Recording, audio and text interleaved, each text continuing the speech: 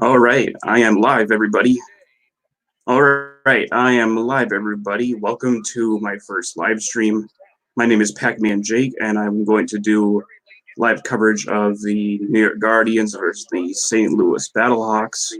Right now, I have the game on ESPN, and right now, what you're hearing in the background is Wichita State versus Cincinnati on ESPN. So right now, I have the game on ESPN. Right now, what you're hearing in the background. Okay, you're hearing my everything echo right now. ESPN. So right now, I have the game on ESPN. I'm a little bit new to this, so you're hearing my everything echo right now. I'm a little bit new to this, so you're hearing my everything echo right now. I'm a little bit new to this, so.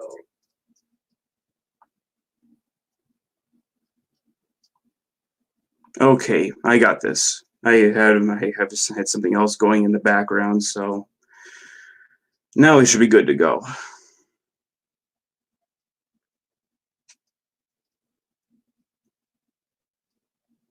And whenever you guys are ready, obviously you can type in some comments and let's get this thing rolling.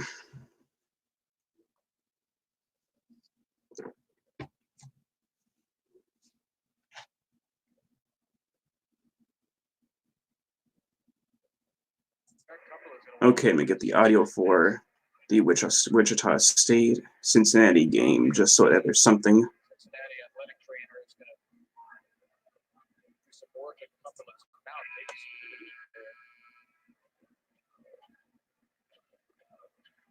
Cumberland has 18 points.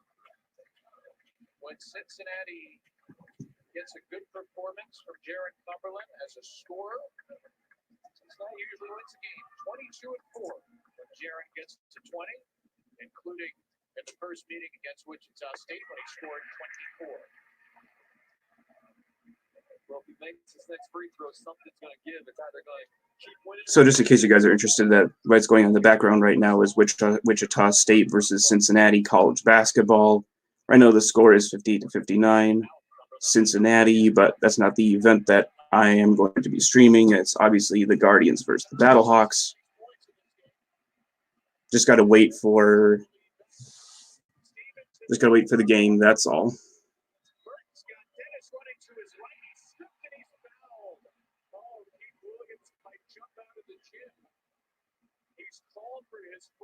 Apparently Cincinnati got called for a foul and they're up 60-58.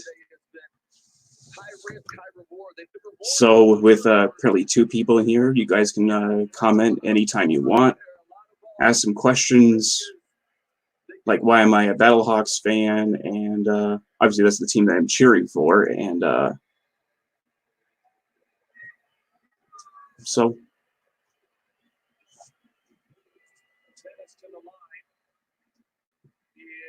just gonna check a few things. He's the guy you want at the strike. One more look at this play. Good free throw shot right there. And now it's 60-60. Made it know what they think, but the game is tied at 60.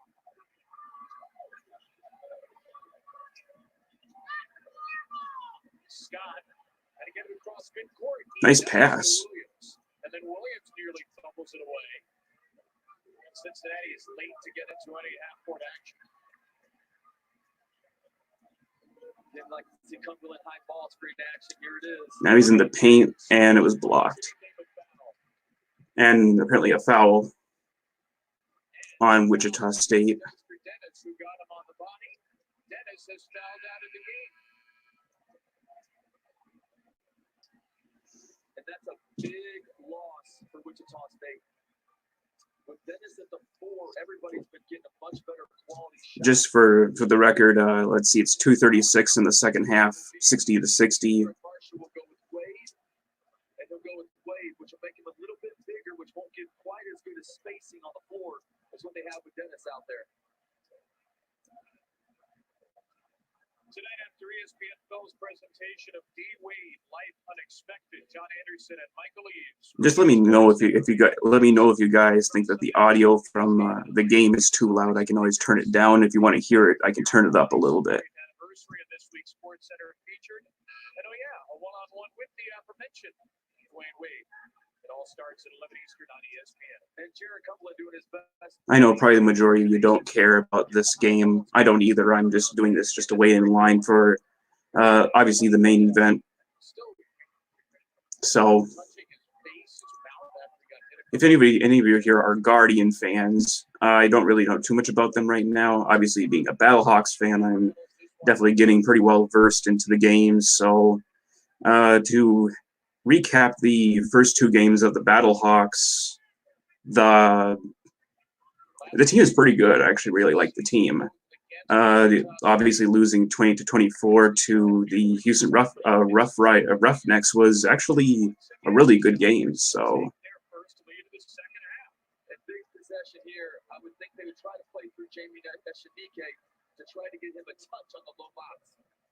I'm just watching this right now. So right now, Wichita State is in there's in the opposing zone, and they couldn't get it. Cincinnati stole it and almost made it. So, and we got an injury, a Cincinnati player. I think that was the guy that was out there trying to make the shot, and it was blocked, and then he just got buckled up underneath when he went down for the shot. 60-60, 157 left in the second.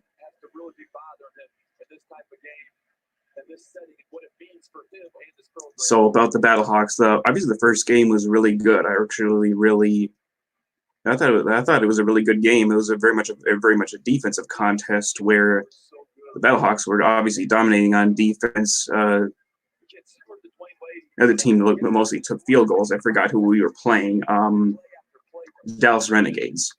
The Renegades mostly took field goals. The defense was good, and Jordan Tuamau, the quarterback, I really like. He has definitely made some plays, but in the second game against Houston, he threw two costly turnovers, which ultimately doomed the team, and that's why they lost 20-24. Houston, they're pretty good, actually. Really like what the Roughnecks have. Philip Walker, their quarterback, is really, really good. He threw 3 touchdowns in that game and is obviously a really good dual threat as well. Okay, Cincinnati just got 1 point off a free throw from a foul, and now Wichita State has the ball, and there's a 3-pointer missed.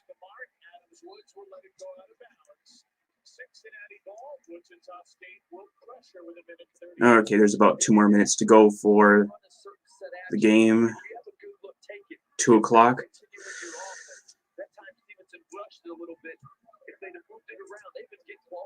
I'm just going to check a few things, see what's going on.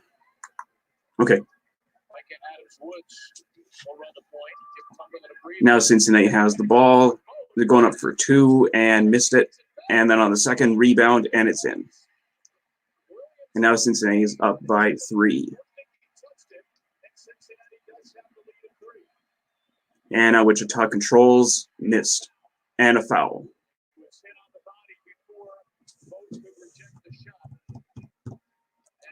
Looks like they're going to get a chance to be able to put it within 1 point. And many times games come down to offensive rebounds.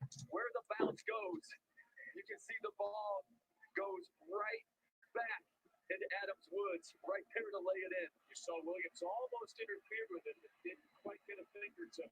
Here we go for a chance to get it. Oh, and the first one was a miss. Such a competitive game, and now it's almost but now Wichita State has a chance to be able to pull it within 2.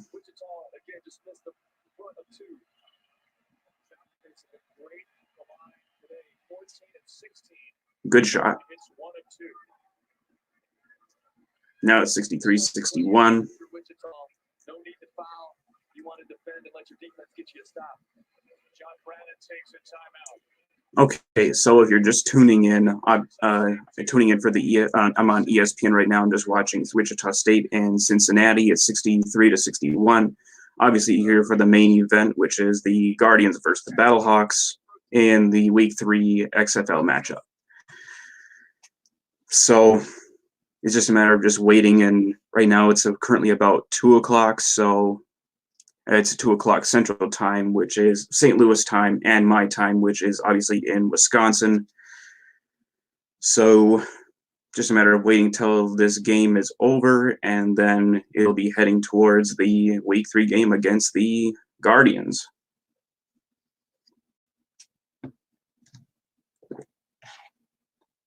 St. Louis, you'll see it here on ESPN once things go final in Cincinnati, Kev.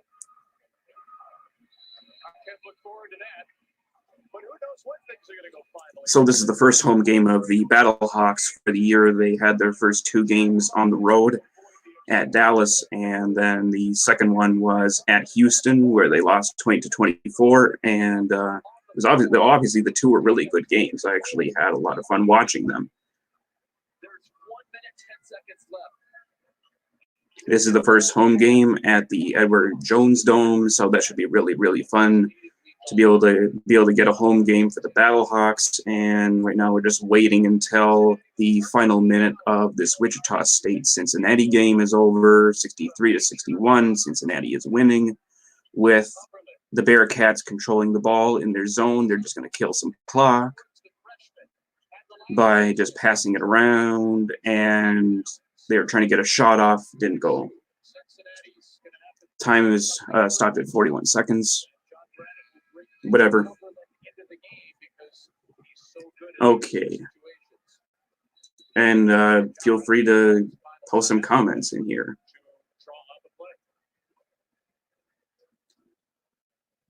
Whenever this is over, we are going to the main event.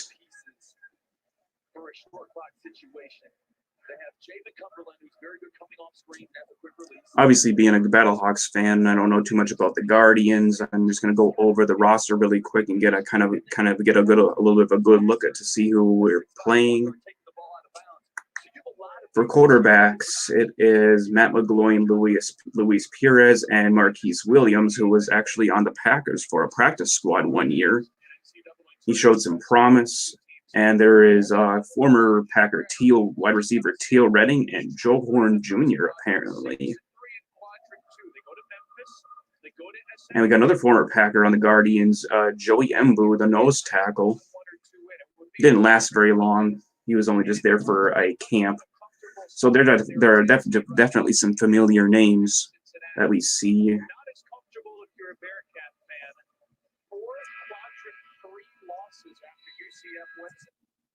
Jeremiah McKinnon, the brother of Jerick McKinnon, is on the Guardians.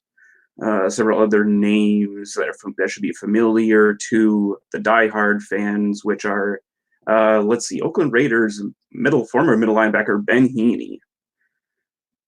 Let's see, Ian Silberman is an offensive lineman. He played for the Raiders and 49ers. Let's see, Tommy Bohannon, apparently fullback, is on the Guardians, but he is unsigned, it looks like. This should definitely be interesting. Okay, I'm going to get the audio of the game going back up. And there's a little bit of running clock, and Cincinnati missed a 3-pointer, so now Wichita State has a chance to tie it up. They're in the Cincinnati zone and just trying to dribble around, take their time to score this 3-point shot, and missed. That was a good try right there by the shooting guard right there to be able to get the win right there. 15.5 seconds to go for this game. I honestly would have tried to get the 2-point shot just to tie it, but Sometimes you got to go bold sometimes, try to win the game. And it was a good shot, too. Just missed it. Hit the rim. And right now, Cincinnati's in their own zone controlling it. I think he got fouled. Yep.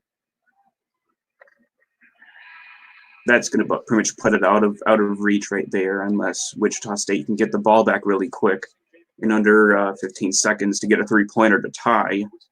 One more point will seal the deal for the Bearcats. Good shot. That's it. 65-61. Looks like Wichita State is going to go down, but they're going to go down close. Here we go, and there's a shot for three-point. Got it. 5 seconds left, and one more point. Okay, with 5 seconds, there is a chance here for Wichita State to get it. They can win this really if they can. They get the ball out quick, get it to one of their best shooters, and win the game by 1 point. The backside is set up for a drift play. They set a screen to bring their best shooter at the end to the corner. For XFL fans, you know, just wait it out for the. It's once this game is over, then we'll be heading for the Guardians versus Battlehawks.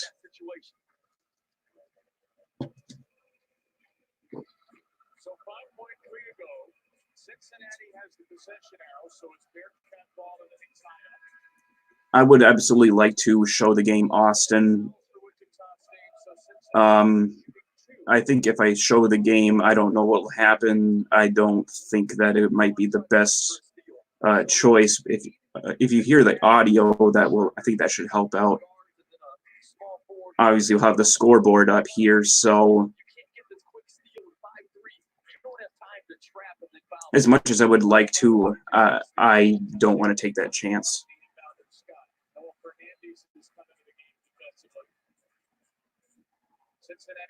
Here we go. 5 seconds left. Cincinnati controls, and they're just going to run clock out. And there's a stoppage. If he hits both, it would still be a one-possession game as Etienne picks up his fourth. And Adam Woods in league has only shot 10 free throws in 14 games. He is 70%. But if I'm Craig Marshall, I'd much rather have a freshman at the free throw line than the senior Cumberland or the other senior Cumberland. A couple of big ones lead against UCF. Austin, if you're still in here, can you hear the audio, or do I need to turn it up for you so you can hear it? Oh, he missed the first. So I take it he probably left. Sets up Wichita State with a shot for his final timeout. Okay, 3 seconds to go. Cincinnati's up by 1 point still, and I'm not sure what's the delay here. They're underway in St. Louis. The Guardians and Battlehawks. Great. Okay, the game has started, and Battlehawks trying to become the first St. Louis. the Battlehawks have the ball right now. I'll go and fix that graphic right now. And here on ESPN after the finish in Cincinnati. Kev, thank you. So 3.2 to go. Let's say Adams Woods hits. Let's assume for a second he hits and it's a 2-point lead. What does Wichita State do? I like two options. Jamarius Burton is really good at driving right, and he has speed with the basketball. I'd like to start him on the right side of the floor, bring him over to this left side, try to catch it on the run where he can go with his right hand, try to get downhill, maybe get to the rim. With 3 seconds, he'll have 3 dribbles. Usually it's 1 dribble per second, or if not, pull up for a jump shot. If they guard him well, then I'd like to have Wade, who's in the game right now, be able to cut to the middle of the floor, get a pass, and then hit a guard. What channel? It's on ESPN. Bucks fan. Is there too much time left to tell Adams Woods to intentionally miss and scramble Wichita State? Do you still want to make as a coach, or are you thinking? Right now, the Wichita State game is playing right now. They're just taking the. We go to overtime, making a 3 in the situation. It's going to be a very random 3 and a very historic 3. Right now, just waiting for this Wichita State Cincinnati game to wrap up with 3 seconds left. Cincinnati's up 65-64, and then it's on to the game. You like the Wildcats, Jordan? That's cool. LA Wildcats actually have Winston Moss as their head coach, so I can see why you like them. I mean, I actually really liked Winston. He was quite funny at times, you know.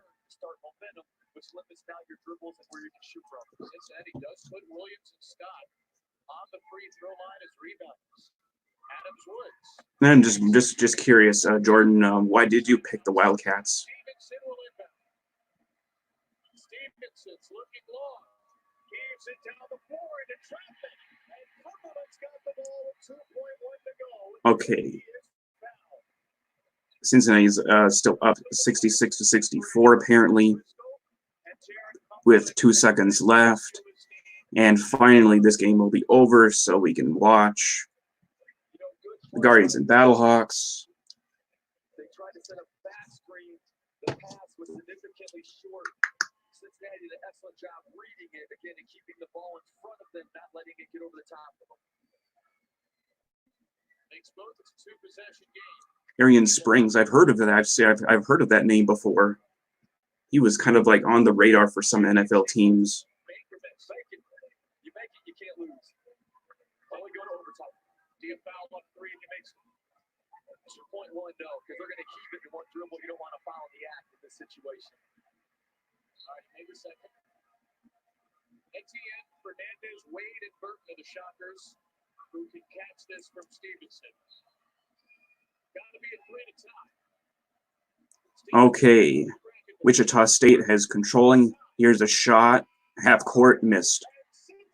And that's it. Cincinnati's going to win 67-64. It's a good effort by Wichita State to make a comeback in the try to make a comeback here in the end. But Cincinnati did whatever they could to take the time off and came away with the victory. So thanks for watching. Time for the XFL back in St. Louis. Cincinnati knock off Wichita State college basketball. This is the XFL. All right, here we go. Here's the game. St. Louis in their home debut has found the end zone. A 4-play, 72-yard drive. All 4 plays on the ground. And the Battlehawks. Okay, St. Louis apparently scored, so I'll get that fixed right there. Largest line of the weekend in the XFL. I wish they would just. I just wish that they prioritize these games. And he takes it out to the 30. Loss of football. Guardians fell on it. A big break for New York. They use all the breaks they could find. Tom Hart with Joey Galloway. The story last week in the XFL was a play. Let's go one on. Okay, one on slot. He's playing. Okay, and Matt McGloin is getting the start for New York. McGloin was actually a pretty good backup for the Raiders, I thought. One of the worst things he's ever been a part of in football. He had a chance to correct that this week. He met with his team. He spoke to them, and we'll see if they're ready. Sounds like they're going to start with a run play to the right side. We'll see how it works out. Tim Cook is his running back. Cook has a hold before being finally taken down. Dexter McCoy on the tackle. Stupid thing. 1 week. 93, 93 sounds like quick game to me. They're going to try to get McGloin that early completion. That's going to save. Okay, now New York with the ball. They're all reading this route. That's why this offense is difficult. McGloin back to throw. Good pass. And Colby Pearson picks up a first down. That's Colby Pearson for a first down. Between professional football games here at the Dome, and the local fan base has responded in a big way. The lower bowl sold out here today. They've come with wings, they've come with gear, and they have plenty of time to get. Just let me know if you need to. Game today. Hometown Battlehawks 10.5-point favorites coming in. Yeah, I was just about to say that. Just let me know if you can't hear the audio. Just let me know if you need me to turn it up or turn it down. Gun 6 spread. Thanks for joining, Adam. West Go Battlehawks. GA Mega field spread Emo West Sorrel lock bubble. A lot of options built into this offense for the receivers. I would absolutely like to show the game, but I don't know what'll happen if I do. Offense number 78, 5-yard penalty. The second down. Brandon Cruz, our referee. Anthony Coyle, the left guard, had a Florida move. And this is part of the problem of this offense last week. They had these issues. Now they have a penalty step on the second and long. They had a good run on first down, a 2nd and 5 or 6, which is perfect for an offense. Now it's 2nd and long. You have to dig into your playbook. Okay, here's a swing pass. Go to the near side, and Justin Stockton is able to pick up 4 yards. Not bad. Gunstrips left. Gunstrips left on the ball. Gunstrips left. 63. Hook chip. Hook special. Coach Blair. Communication. Gunstrips left. 63. Double chip. Hook special. Does anybody know who the Guardians head coach is? Because I can't think of who he is right off the top of my head. Might be tough to hear in this building.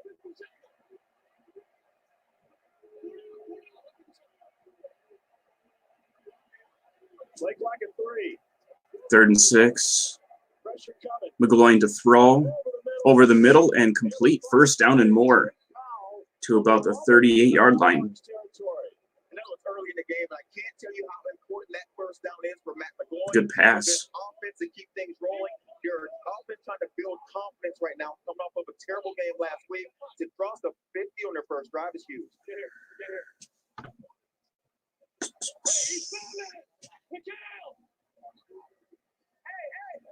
10 minutes to go on the first. 1st and 10. Guardians have it at the 39.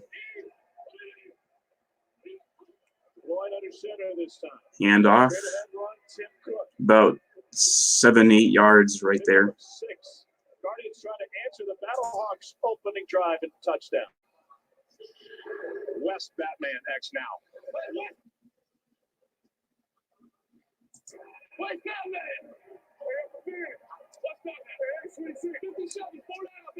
Okay, it's Kevin Gilbride. Okay. I knew he was coaching a team. I just didn't remember which one. And a slip in the backfield leads it short. No gain for Tim Cook.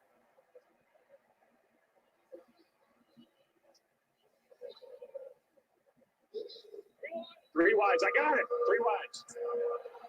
Let's go. I know things are a little bit behind right here. Obviously, things are going faster in real time, and this stream is off. So I wish I can do something about it.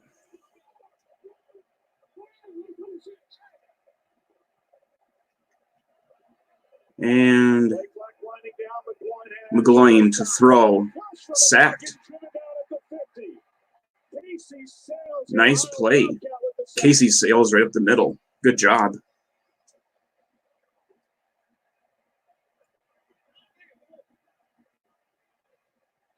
Good play.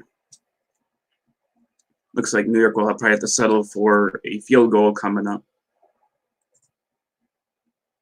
Kevin Gilbride, the head coach, talking with his offensive line, and John Kling, the right tackle. 4th and 15. Okay, they're going to punt. Justin Vogel to punt it away. DeMornay Pearsonell. Fair catch at the 12. 37-yard punt. What a start. Football is back in St. Louis.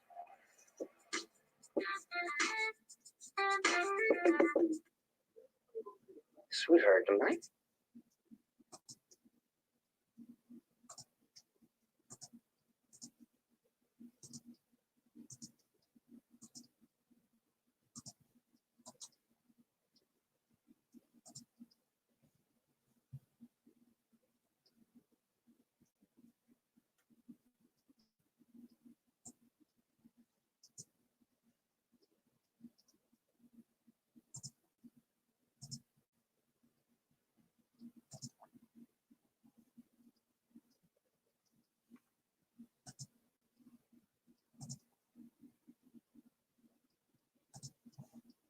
Okay.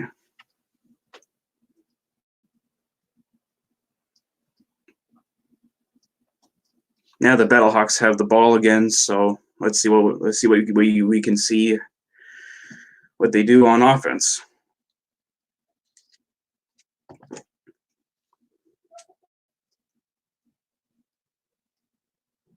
So for those that are watching right now, how far behind is the stream? I would like to know. I think things may be just too far behind, and that's probably why that's why things are just not going so great right now.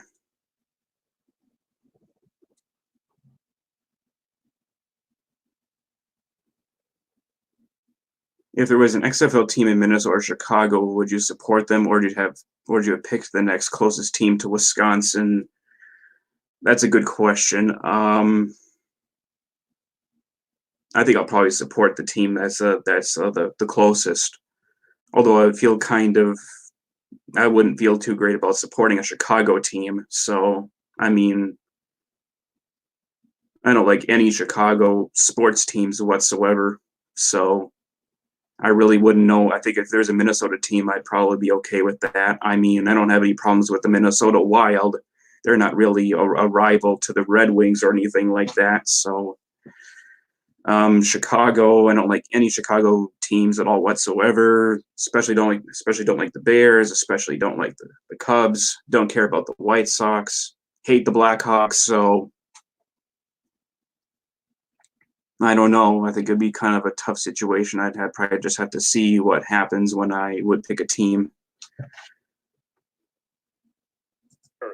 See, when you bundle auto, home, or motorcycle insurance, visit progressive.com. City of St. Louis has a unique relationship with professional football, a long, storied relationship that time and again has ended in heartbreak. And now the Battlehawks, born here in St. Louis, and the fans, well, they've responded some in odd ways. It is a warm day here in St. Louis, and perfect inside Tom Hart, Joey Galloway. And this blue-collar fan base must love. Can I get the audio up a little bit? They had the ball for a minute, 49 seconds. They ran it 4 times for 72 yards. They called. Okay, now the Hawks are at the 13. Here's a handoff to Matt Jones for 8 yards. 7 yards. They're going to have to bring one of these safeties down in the boxes. If they don't, one of the best running teams in the league will run the ball down their throat every single play. Here's a handoff. Matt Jones, first down to about the 34-yard line. Good job. Good run by Jones. Now, double right check. Along the offensive coordinator, Jonathan Hayes, the head coach, repeating the call on the sideline. Okay, let's go. H Bluff, Cali even general. H Bluff, Cali even general. Communication does not shut down in the XFL. And here we go. Here's a handoff to Jones. Only got about 1 on that. Now it's 2nd and about 9. All right, let's go 11. Trip left. A Wi-Fi Dallas even. Again, I would just like to let you guys know that if the audio is good enough, just let me know if I need to turn it up or turn it down. Hurry up. A lot of the quarterbacks played. He's fixing his running back's chin strap. Okay, snap to Ta'amu, and it's handoff to Chris and Michael. He'll get stuffed for about like -4. And understand, all that play call was not just a simple run to the right. It was a double call, and he checked to the run, but he called a pass to begin with. Developing situation for New York. Matt McGloin into the injury tent. They're already without their top wide receiver, Joe Horn, inactive for today's game due to injury. Joe Horn is out. That's a bummer. I was kind of looking forward to seeing him. All right, 3rd and 14. Snap to Ta'amu. Nice throw, but it's short. It'll be 4th down.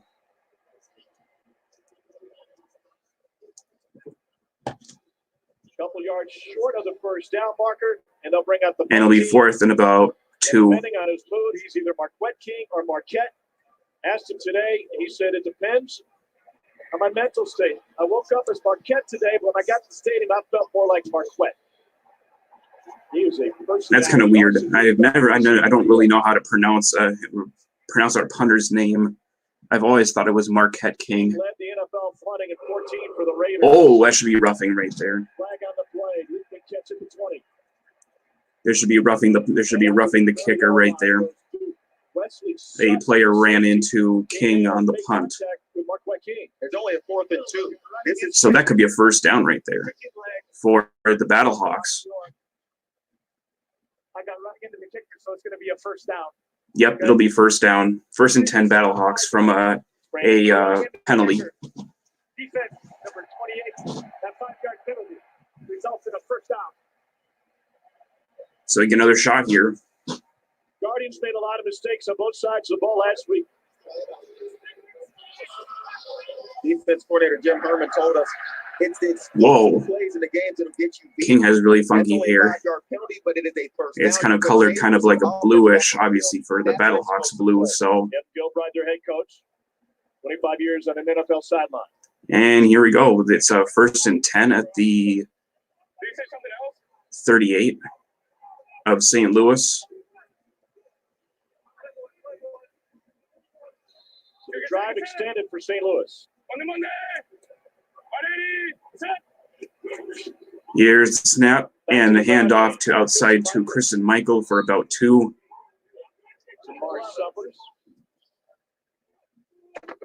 That's right. That's right. Love it God. VIP soda. That's right. Love it God. VIP soda. Soda sounds familiar here in St. Louis. They call it pop, though. Yeah, it's a pop pass. Will be a check by Tomer to see if he can get the pop pass right behind the linebackers. If he doesn't like it, he'll run the football.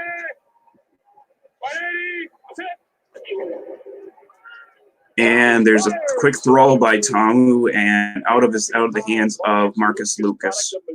That would have been a first down. As a freshman when Missouri knocked off Illinois. Jonathan Hayes, the St. Louis head coach. A little bit of too much zip on that. Now it'll be 3rd and 8.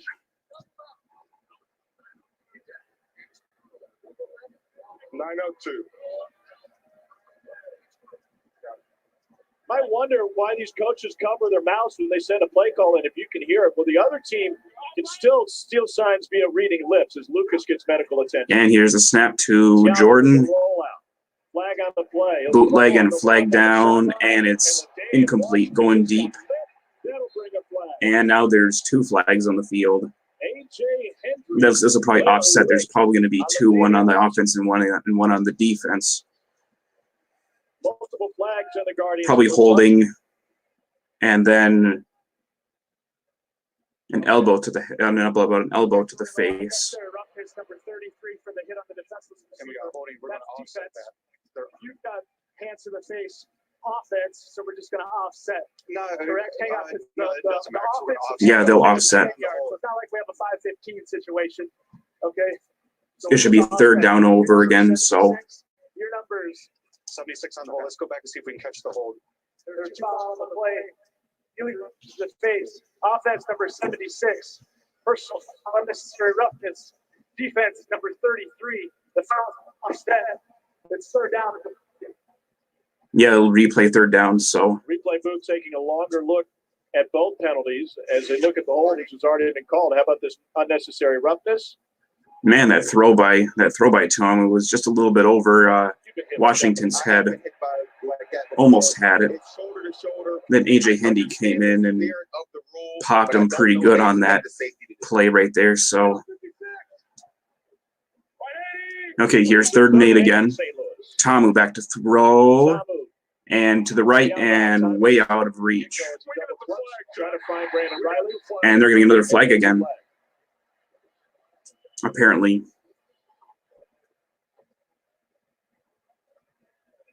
Number 24, so go to the spot of the foul. Not good. And it's pass interference on the Guardians, so that'll be another first down again on a penalty. It's the 3rd flag on the Guardians so far this afternoon.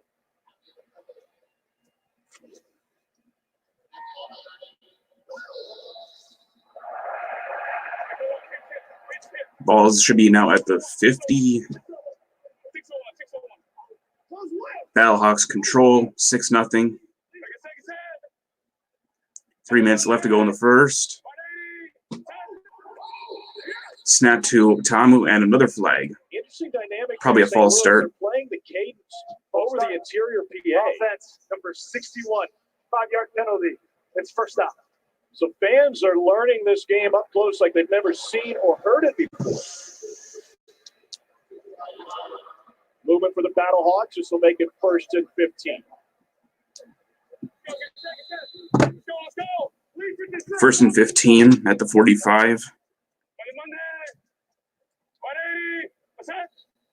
Brian Fulker. Tamu back to throw. The pocket collapsing, escapes a sack, and he's down. New York is saying that he fumbled, and I think he was down. Let's see. Let's take a look at it again. Yeah, he's down. Apparently, Tamu went down, and I think the ball came out when his arms were clearly on the ground. Brown can't force a fumble. New York will bring on an extra defensive So that's going to be a sack for a loss of 7. Down the barrel of his 2nd and 17. Good rush there that time by the Guardians. Tamu back to throw. And he's going to get into. He's going to about to get about 1 on that. Almost got sacked right there. Save on a walk out of Maryland with a Good rush by the Guardians going right up front. They're getting a lot of pressure right up the middle. They gave up so many third downs that defensively they couldn't get off the Now it'll be field. 3rd and 16. It really warmed down in the second half, and they begin to have problems with penalties, with giving up big plays, and that starts right here on 3rd down. They have to get off the field. Not really a whole lot happening right now. It's St. Louis having the ball, not moving it much. Tamu back to throw, and it's caught. And it'll be 4th and about 1. But I think they're going to be in field goal range, so they can probably tack on 3 more points here. Really surprised. I am really surprised they're not going for this. Because they've had so much success running the football, I'm surprised they will not go for this on the 42-yard line. I think I would think about going for it here on 4th and 2. And apparently they're going to punt. There are no coffin corner kicks in the XFL. You're penalized if the punt goes I don't know. And it will trickle. It's not a horrible decision. It's still early in the game. Not much of a trade-off. I think you probably could have gone for it 4th and 2, but it's not like they're moving the ball that well. So, but sometimes the game favors the bold. So sometimes you got to go for it. So that will get the ball back to the Guardians. So 6-0 Battlehawks nearing the end of the first quarter.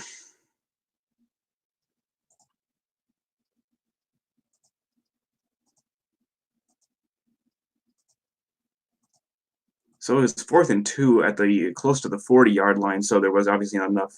It wasn't close enough for a field goal. So I apologize for that. I thought they were close to get a field goal, but they weren't.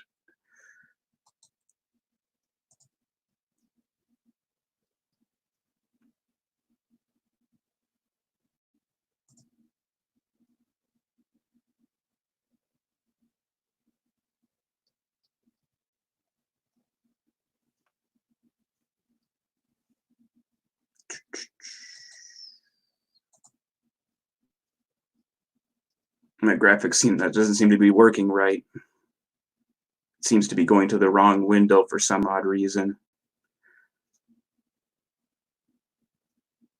Okay, I'm going to do this really quick. Okay, there we go.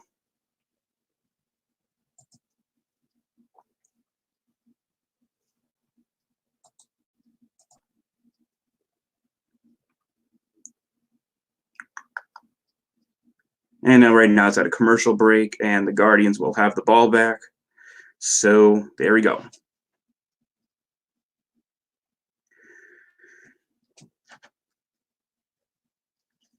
Whoever's watching, you guys can feel free to comment at any time you want. Let me know what you guys who you cheer for. If you're a Battlehawks fan like me, obviously welcome to the channel. My name is Pac-Man Jake, and I am now a Seattle Seahawks, Seattle Battlehawks fan, St. Louis Battlehawks fan.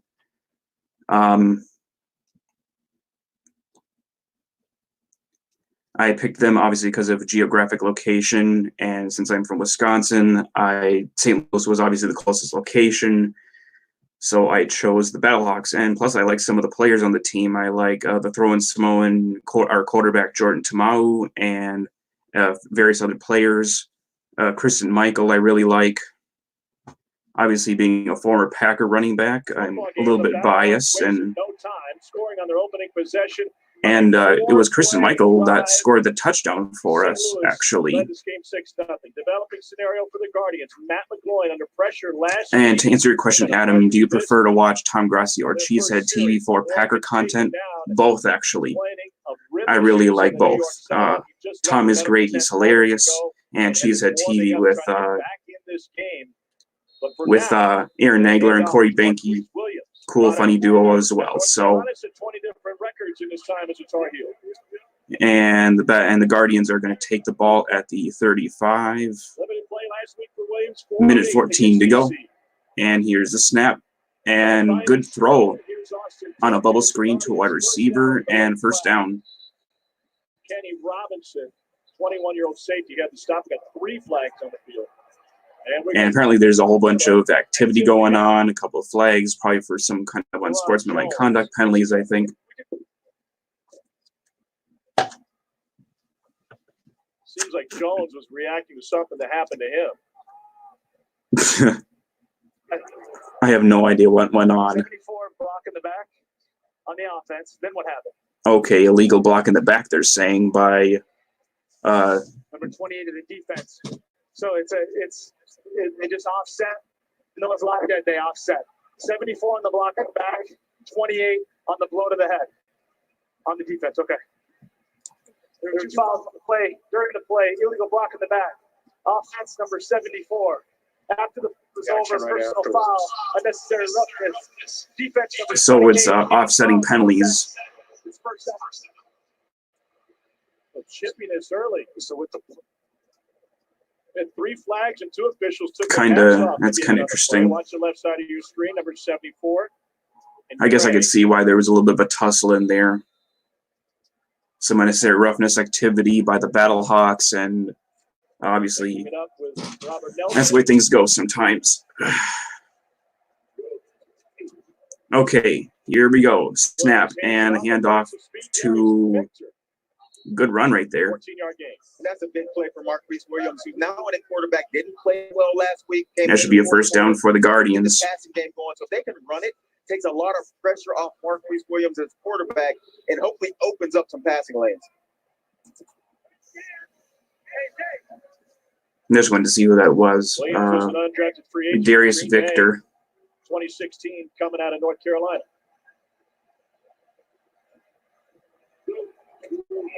And here's a handoff. It's going to Victor again, and he's going to get about 5 or 6 on that.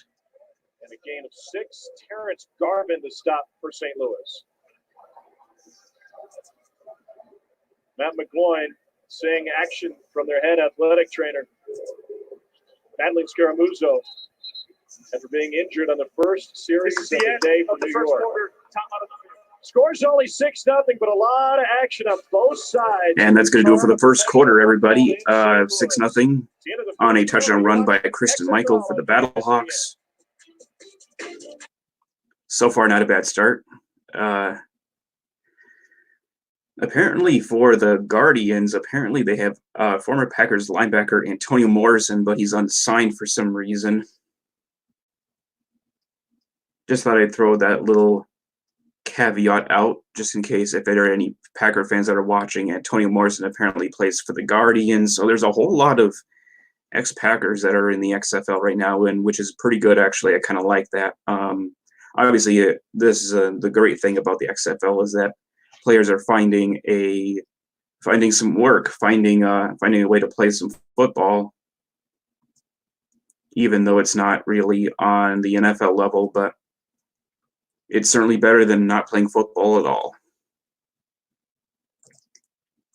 Now change the graphic to second quarter.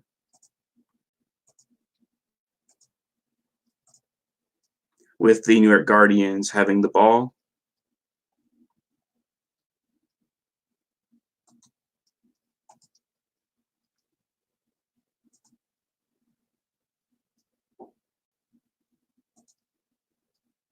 I'm going to change that right there.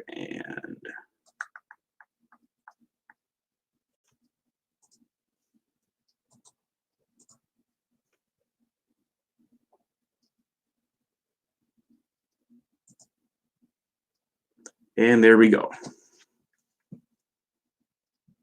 Second quarter will be coming up right after these commercials, and I'm also going to head out for a really quick second and grab some more water.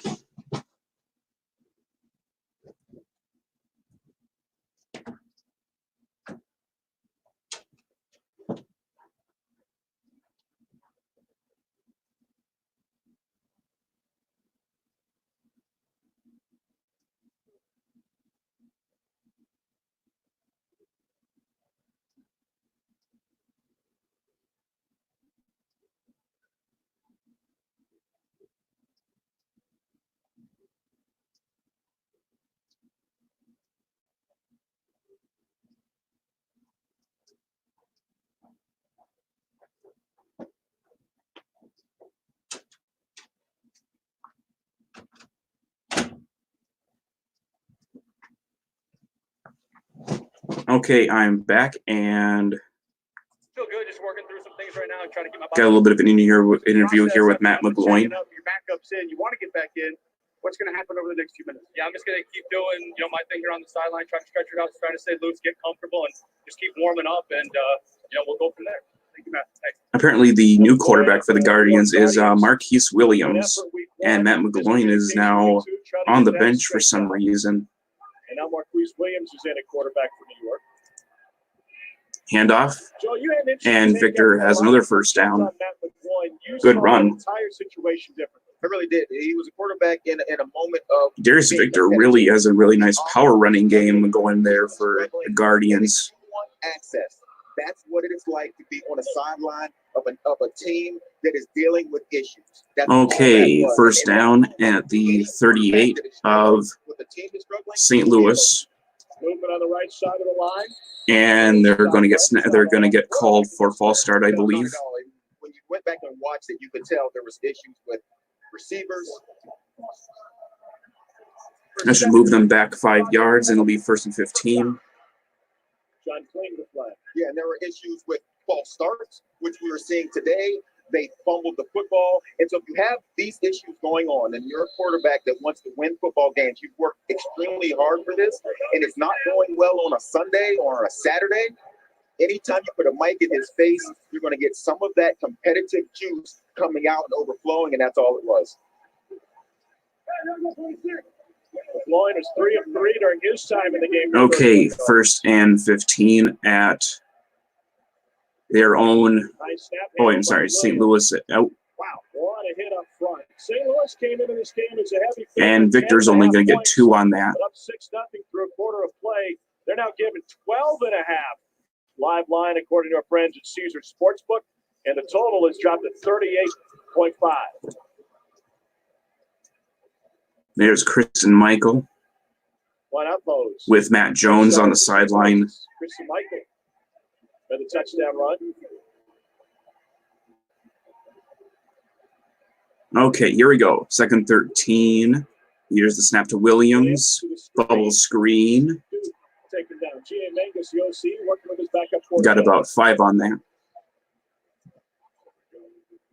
There we go.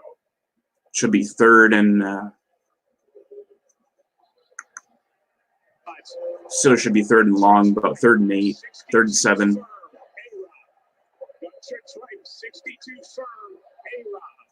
That is our offensive coordinator calling the play. Here we go, 3rd and 7. Williams in the shotgun. Here's the snap. St. Louis brings Throw, pressure. and it's complete. Oh, Pass is incomplete. incomplete. Coverage in the back end by Darius Hillary on Austin. Good play. Field goal, fourth down. And apparently Kevin Gilbride is saying field goal. Will play for 3. This will be a long field goal attempt. That's not a bad decision.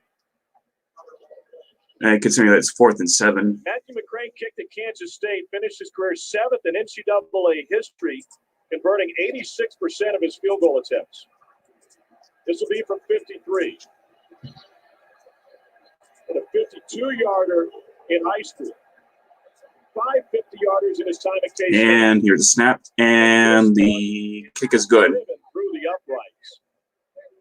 6-3. Matthew McCrane gets the Guardians on the board at 6-3 here in the second quarter in the Loop. It's your time to get on the water. Now receive up to a $750 gift card with the purchase of select Tracker, Nitro, and Sun Tracker boats. Bass Pro Shops Inc. of Bella. Okay, I'm going to mute the commercials. And so with the 4 of you on, again, you guys can comment, say a few things, ask some questions. I'm here for all things football, and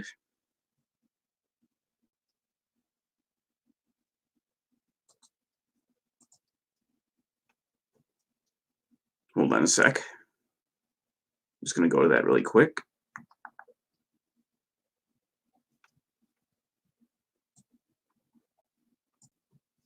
Get the new graphic going right up.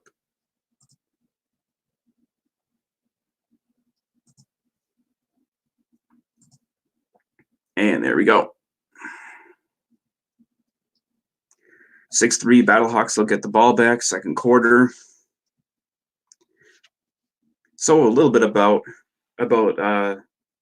little bit more about the XFL. One thing that I like about the XFL is that you can hear the play calls, and it's kind of cool, but I think it can kind of tip off opponents. So that's where I have a little bit of problems with, but it's kind of really cool for the viewer. So you can kind of learn more about play calls and like about whatever certain things, like there's some certain keywords in there for the run, and there's some for the pass. So it's kind of cool to be able to get a little bit more insider knowledge. And that's what the XFL can bring. And then obviously you have the replay systems, you have the Sky Judge, and so everything is a little bit more accurate. So whenever the refs make some incorrect calls, the Sky Judge will tell them to overturn it. So that's what I like about the XFL, and that's something that the NFL should probably look into to be able to make their product a little bit better, instead of having incompetent refs screw the game up and wind up costing teams games. And I'm definitely talking about obviously the Saints and the Rams game is a perfect example. So okay, so you think that the defenders will win it all? The DC defenders look pretty good. They look pretty good. And I also do like Cardale Jones. I think he's underrated. So they had to change your quarterback. I saw you were talking your defense. What kind of adjustments do you have to make with a new quarterback? Well, we just need to get off blocks and get. Okay, so it's back, and Jonathan Hayes is getting a little bit of an interview. Okay. So, but we're going okay. It's just a matter of we're unsettled a little bit because they're going fast, but we'll be fine. All right, thank you, Coach. Tom. Both teams wanting to pick up the tempo in this one today. 2 different quarterbacks have seen the field. Marquise Williams on the left, Matt McGloin, who was 3 for 3 to start this game, but went out with a rib injury. Matthew McCrane to kick it off. Keith Mumphrey to receive. If you're not familiar with XFL kickoffs, they look different. Kicker from the 30. Return team lined up at the opposite 30. Here's another thing I like about it is the kickoffs. And here goes Keith Mumphrey. Oh, nice little bit of trickery right there on the return. Oh, wow. Battlehawks are going to get good field position here. I think it's a touchdown. And now they say he stepped out. Okay. Touchdown, St. Louis. Lewis. Yeah, it's a touchdown. Nice return. On a nice little reverse there by the Battlehawks. That was good. I believe it was Mumphrey on the return, handed off to 90-yard kickoff return for I don't know who it was. I'm still trying to learn the roster here, but that was good. That's a touchdown for St. Louis. Nice. Nice trickery on that one. There you go. This is it. Because it's looks going out of bounds, but it looks like it's a ball. I think it's possible they could bring it back because they're looking at the replay on it. Joe Powell did not out yet. We'll see how things are going. We'll see how things are going to go here. Here we go. Hey, great job on this because you can still see the 5-yard line because we're not going to be able to see. Call confirmed. Okay, so the touchdown counts. Globe Tech in Manhattan. The first ever kickoff return for a score in the XFL. 2.8. And they're going to go for 2. Tamu back to throw and incomplete. St. Louis has failed at every conversion attempt so far. So it'll remain 12-3. Joe, the first ever kick return for a touchdown in the XFL. What was going through your mind on that run? Get to the end zone. That was it. I saw you handing the ball to someone. You keeping that one? Yeah, I'm keeping that one. Say my daddy birthday, so shout out to my daddy. That's a present for him. All right, good stuff, Tom. What's up, sir? Undrafted free agent of the Giants. And on the reverse, the first of its kind. So it was a reverse Every week, we're going to see more and more return, and then these new rules. This was the first reverse. You got to knock off one guy because the guy you're blocking is right in front of you. If you reverse field and come back around, now it's all about getting in the end zone, and the foot stays in long enough, and we have our first touchdown. You know, the interesting part of that, too, guys, the return team cannot retreat more than 5 yards. Okay, here we go. Back, but that's to initiate contact. And obviously 12-3 St. Louis. Oh, I forgot to give the ball back to the Guardians. They're going to get the ball, so I'll move that really quick.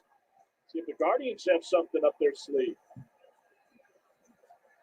I think the Guardians are going to do the same thing, a little bit of trickery. This will be interesting. I really like that. They kind of caught him off guard right there. Our lineup only 5 yards apart. An inordinate amount of concussions and your typical kickoff at all levels of football from the 11. And a bounce to the outside and room for the Guardians on a fine return by Justin Stockton. Okay, so the Guardians are going to have the ball back and off a pretty good return. So here we go. 8 of 19 last week. 2 interceptions. A frustrating day at the office. Here we go.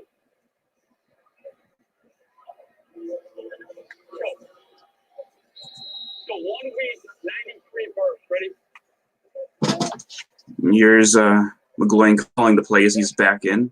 The 90s are a quick game. If he likes to quick outside, he'll go to his receivers. It'll be a 3-step drop. If he doesn't, they'll run it.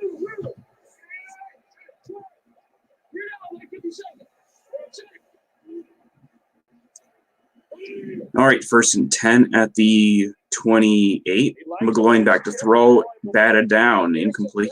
You can catch it, throw it again. You're allowed 2 forward passes. That happened yesterday. McGloin has bad ribs. The last thing he wanted to do was catch that ball and throw it again.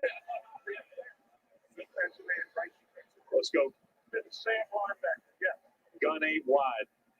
Rip. Go screen right to Z. Put you on the right hash. Right gun. That's all right. That's all right. That's fine. That don't matter. It doesn't matter. Let's go. See if they're looking to the short side of the field. They are, and I don't know if Coach. Okay, 2nd and 10. But he just stuck with it. Here we go, McGloin, and got another pre-snap penalty, it looks like. False start. Penalty. Play of game. Offense. 5-yard penalty. It's 2nd down. So it'll now be 2nd and 15 for the Guardians. 11:27 to go in the 2nd quarter. Mistakes last week. So they're still getting used to this tempo, learning what they can and cannot do.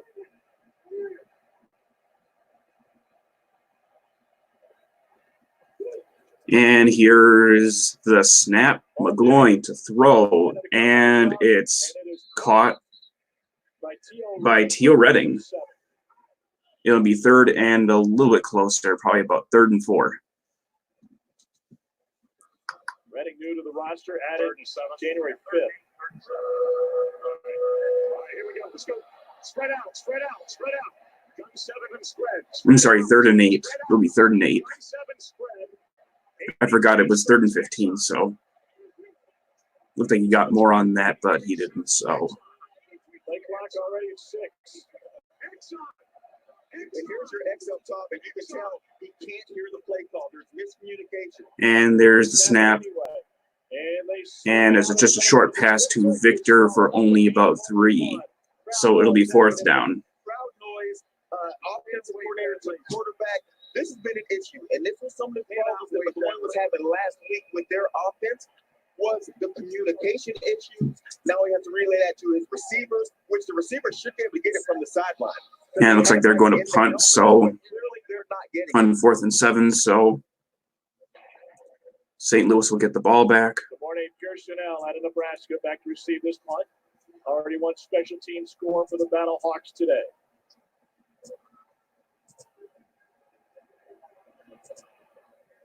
Beautiful punt for Vogel. From the 18. And a pretty good punt and a decent return by Pearson L. Another flag on the Guardians. And another flag, apparently. Penalty at the 51-yard punt. So that's going to tack on a little bit extra right there. It's going to be on the Guardians. Who made that one?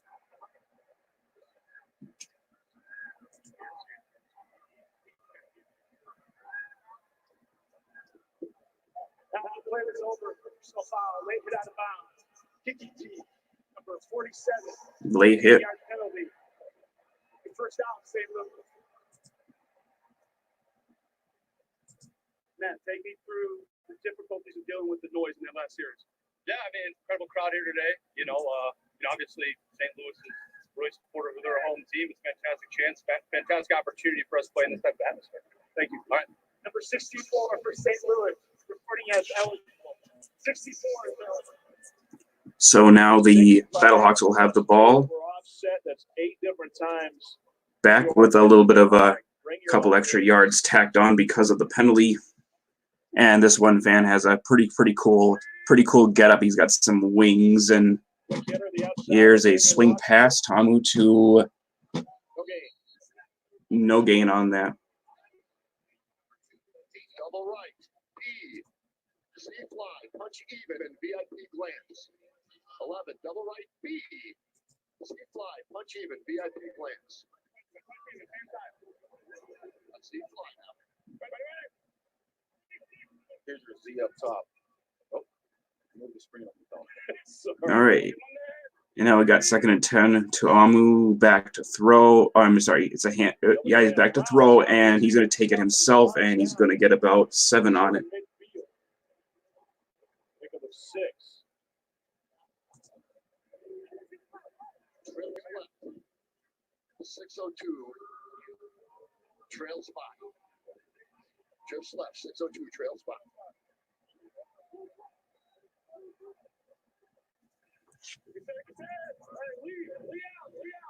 Okay, 3rd and 3. Ball's at the 49. Tamu to throw. Complete over the middle. 1st down. And that is to Pearson L. Good slant route. Beautiful slant route. Good throw by Tamu. A lot of time to throw.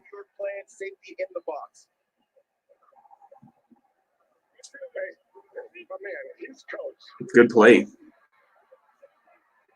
I'm always a fan of the slant routes for really quick, easy 1st down. Quick throws are definitely one of my things. And another quick throw again, bubble screen, and it should be about a pickup of 7 to Pearson L again. So that should be 2nd and short coming right up. And they're going no huddle. Here's the snap, and it's going to be a run to Matt Jones, and he's going to pick up about 3 on that. So it'll be 3rd and about 1. for St. Louis. They're moving the ball pretty well right now.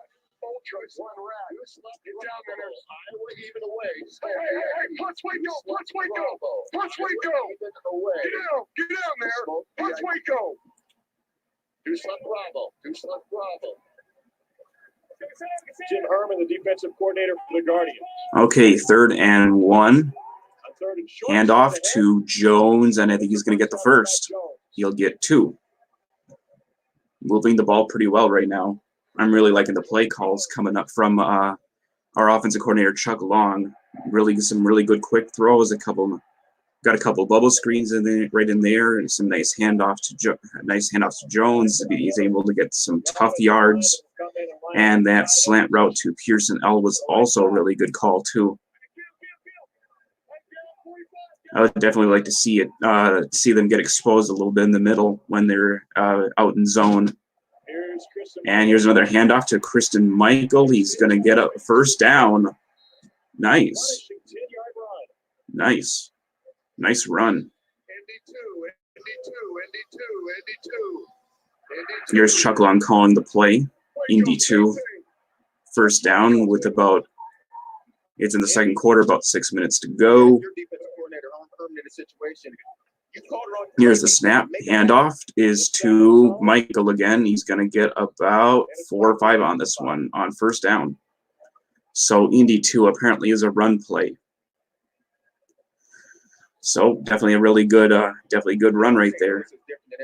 2nd and 5. 5 minutes to go. They stay jumbo. With Miller, the old lineman, in as the tight end. And the ball is at the 16-yard line of New York with the Battlehawks driving. And we got another penalty again. It'll be a false start probably on the Battlehawks for the interior offensive line.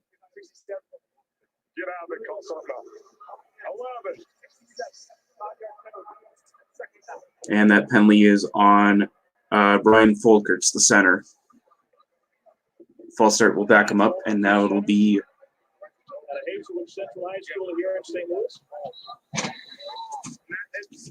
Played his college ball at Topeka, Kansas, Division II Washburn. A former St. Louis Rams. Here's 2nd and 10. Blitz coming. And Gets rid of it. this is a good quick throw by Tamu, and it's incomplete, though, to Marcus Lucas, the tight end. So now it's 3rd and 10. This New York defense, they have to make a play. They're in the red zone. This game could get out of hand. St. Louis's offense has been able to run the ball. They've been able to pass it when they needed to. Again, I'd like to remind everybody who is watching, just let me know if I need to turn the volume up or down. St.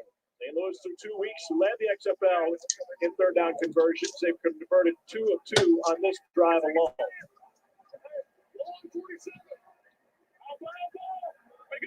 10th play of the drive. Here's Tamu back to throw, getting a little bit of rush, and he'll just throw it out of bounds, incomplete. So it'll be 4th down. So I'm probably going to assume the field goal will be coming here.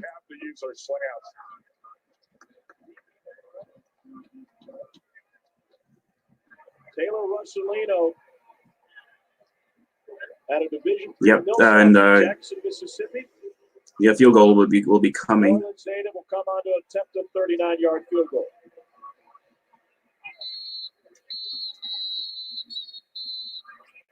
So Russolino will attempt a 39-yarder, but there's a stoppage. This is the first time out of the half by St. Louis. St. Louis will call timeout, apparently. Timeouts per team in the XFL. Battlehawks Maybe think about going for it. 28 left in the half. That wouldn't be a bad idea to be able to maybe go for it here. And keep the Guardians on their toes. Maybe try to drum offside like some teams do. Obviously, it's 4th and short. I'm sorry, it's 4th and long. But I'm assuming that they're probably just going to take this field goal here and make it 15-3, going up pretty decently big into the half. So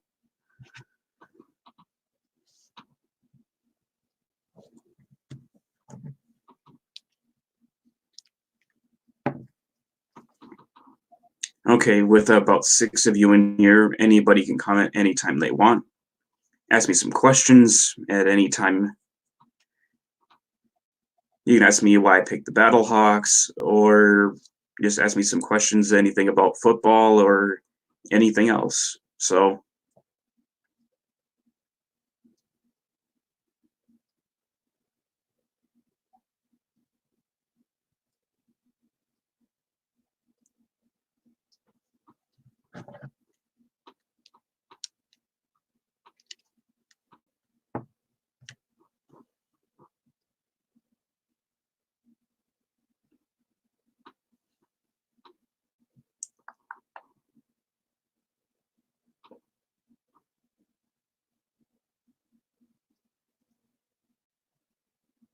We're doing things differently. We say, keep your refund. You heard that right, because now you can get the Samsung Galaxy S10 for $0 a month when you switch. Yep, $0 a month. Plus Sprint's offering a 100% total satisfaction guarantee. Well, I think their network and savings are great. You don't just have to take my word. So obviously a really good drive by the Battlehawks to start out when the Guardians taking 3 points right there. The first points of the game came off a Kristen Michael run, which unfortunately we missed because of the Wichita State Cincinnati basketball game, college basketball, and kind of a bummer. I'd like to have seen that first drive here in the Edward Jones Dome in St. Louis. This is the Battlehawks' first game, so it's definitely been a pretty good one to start out.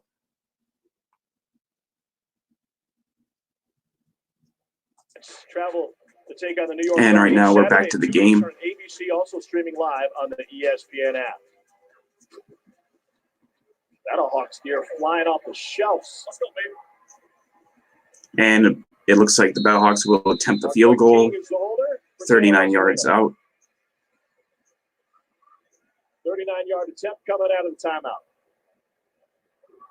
And the bad snap, and it's going to be good from 39 yards. That was a pretty good handle of the snap right there. It was quite high. I almost kind of thought it was going to be a fake.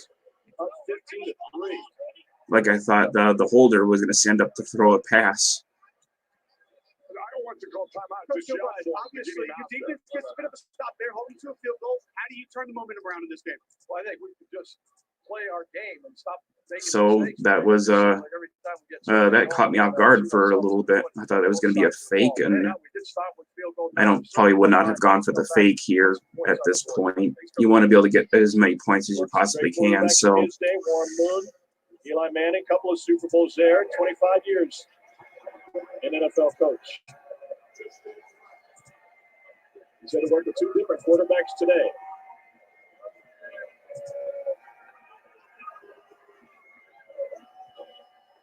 And looks like the Guardians will get the ball back, down 15-3. So I'm gonna get the graphic affixed here. So a rushing touchdown, a return touchdown, and a field goal for the Battlehawks, who missed on both of their conversions today. Here's the kickoff. No return. No return. Ball was kicked into the end zone by Rue. The ball placed at the 35-yard line. His first down yards. You mentioned some of the offenses that Coach Gilbride, the quarterbacks that Coach Gilbride has had, and now this offensive system is Matt McGloin. And these guys have practiced a couple months before coming into this season. It's a difficult system to get down, and you can tell there's some miscommunication, not just between coach and quarterback, receiver. Receivers have decisions to make, and the quarterback sometimes has to wait on those decisions. And you can tell okay, first down for the Guardians. They'll start at the 35. Here's the snap. And it's a handoff to Darius Victor, and he's going to get about 3, but apparently the ball came out. He's down. There's Victor, was knocked out of the game on a 20-yard run last week against DC in a game, a play that he fumbled on. Huh. That's interesting. So that'll be 2nd and 7 coming up. Victor got 3, and it was no fumble. He was down by contact. Here's a snap to McGloin. It's going to go to on a toss to Victor, and he's only going to get. He'll either get none or a loss of one on third. How did this defense look to you while you were in there against Survive? Oh, they're a good football team. And this is an interview with Marquise Williams, the backup. I'm just gonna put the volume down on that. 3rd and 7.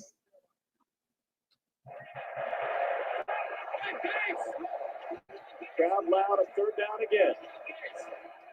Okay, here we go. 3rd and 7.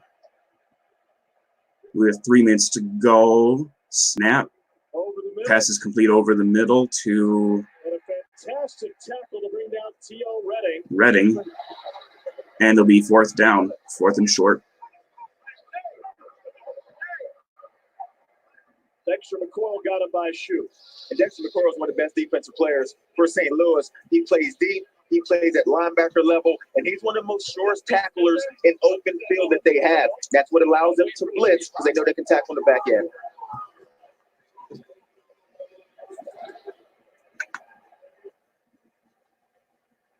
And here's 4th and 3. The Guardians are going to punt.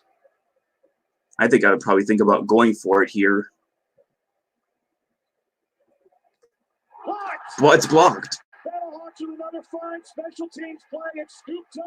And now the Battlehawks have the ball, and nice. Good special teams play. Vogel's punt is blocked, and now the Battlehawks have the ball deep into New York's territory. So nice special teams play. Vogel had it taken right off of his foot. Dang, good play. Let's see, I'm going to look at it again. There it is. There's the block. The wide receiver out of Rutgers. Nice. I don't know who picked it up. I'm still trying to learn the roster. It's Shaq Jones, the inside linebacker, that recovered it. This thing wide open before the half hits. So the Hawks now have the ball deep into their territory. Looks like they're pretty close to the 18-yard line. Tamu hands it off to Christian Michael for about 3. Picks up 2.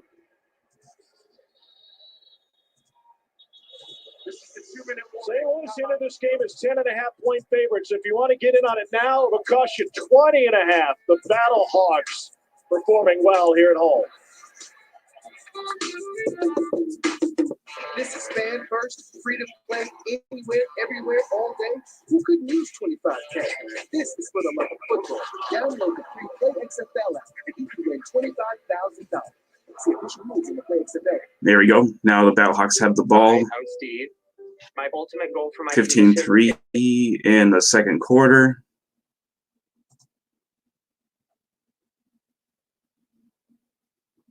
I'm just looking at a few things here on this other screen right here.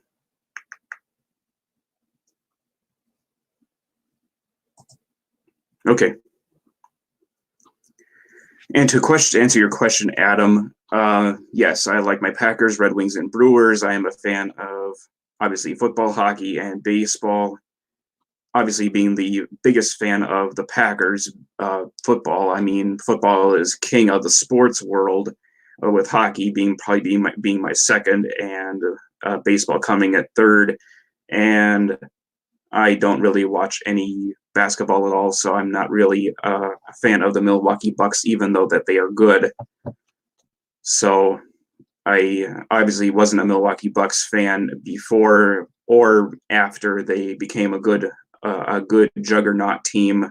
From what I'm hearing, that they are definitely one of the best in the conference, if not the best in the conference. So, I mean, it's kind of hard to keep up. It's kind of a little bit hard to keep up with 3 sports, let alone 4. And obviously, I'll probably be sticking mostly to football. So that is how it's going to roll for my channel. It will be mostly football with obviously the Packers, the Battlehawks, I'll post a few videos on the Brewers and Red Wings from time to time. I'll probably do some live streams for Red Wings games. So just to get a feel for how live streams are going to go, and maybe some people will join in, and maybe I can get a few Red Wings fans to the channel. So that would be awesome. Definitely would like to get a little bit more versatile content on my channel from now on. Obviously, with more things going on, NFL league-wide, some more things going with the Red Wings, some more things going with the Brewers, obviously with the spring training going on. Brewers baseball is coming. It's like long as Battlehawks offense have a chance to blow. Okay, with the now we're back. Battlehawks have the ball, 15-3.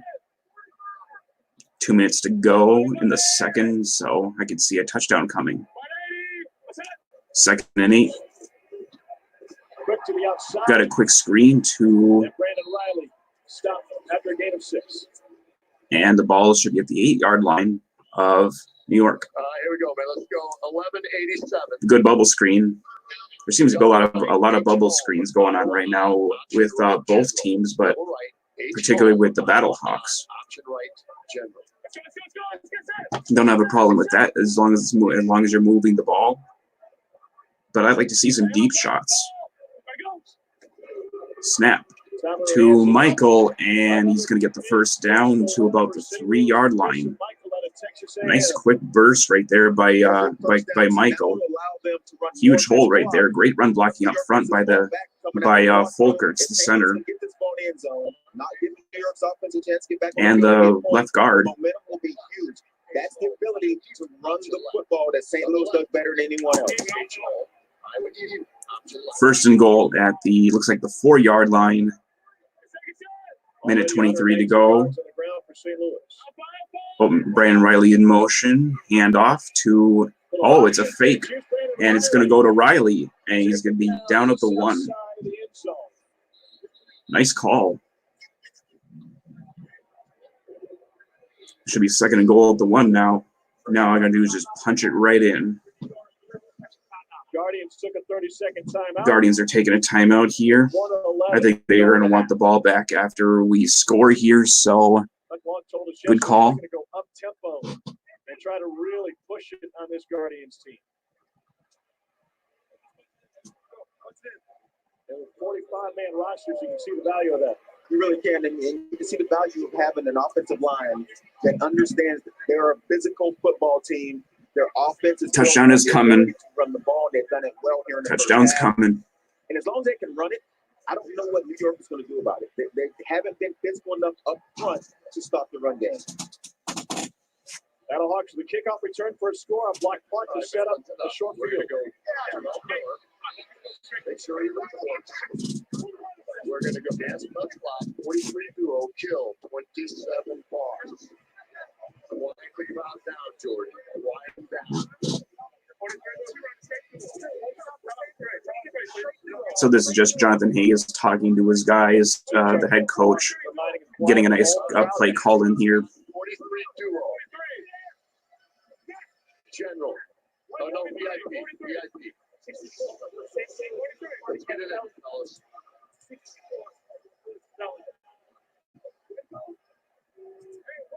duo, guys. 43 duo. VIP.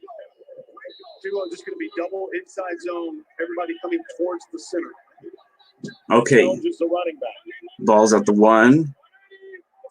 Here's the snap. Tamu to Matt Jones, and he's in. Touchdown, Battlehawks. Woo! All the touchdowns coming from running backs. Nice work. Matt Jones from 1 yard out.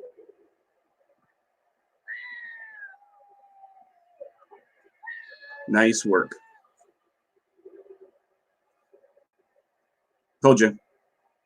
It was coming. Short field after the block punt. Selected to go for 2 from the 5-yard line.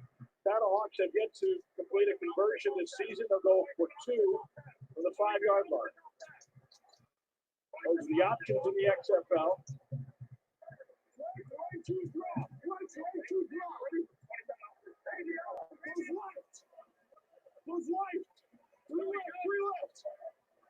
Then Heaney is Mike. And they're going to go for 2 here. So, Little toss. and Pearson L.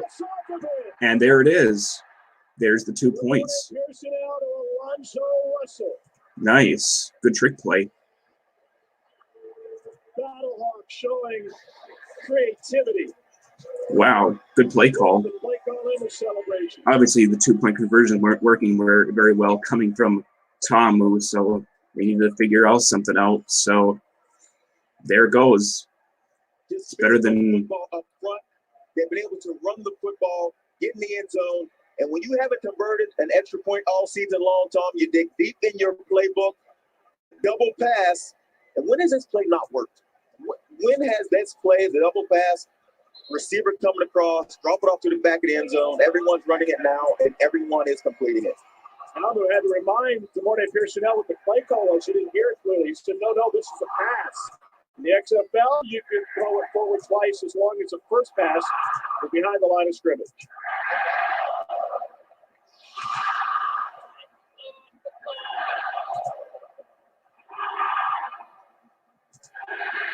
So that was a really, really cool play. I liked it.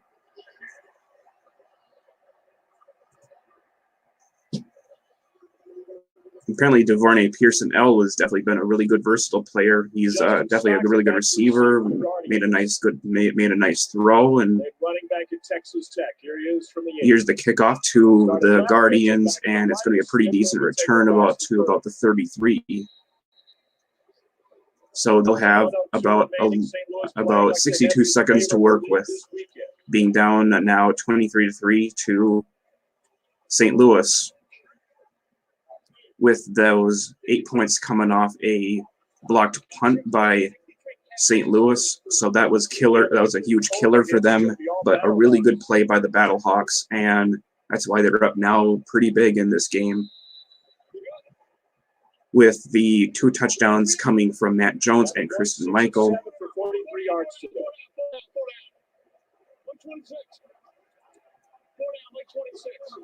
Okay.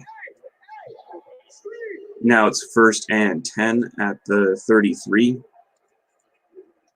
New York has the ball and incomplete. Coverage from Darius Hill. Turn it. Cover to. All right, let's go. Gun half right. Gun half right. 62, Sun. Gun half right, 62, Sun. G.A. Mangus played quarterback for Steve Spurrier of Florida, coach with them at South Carolina. Here we go. 2nd and 10. Snap to McGloin. Throwing deep, and it's caught. Colby Pearson again. Deep to about the 50-yard line. Good throw by McGloin. Nice time in the pocket.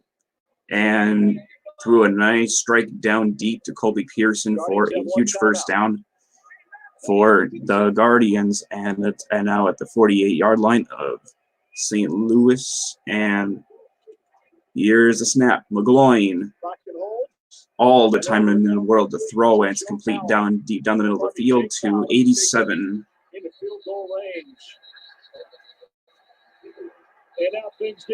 And now we got a little bit of a scrum going right here. I'm not sure what went here.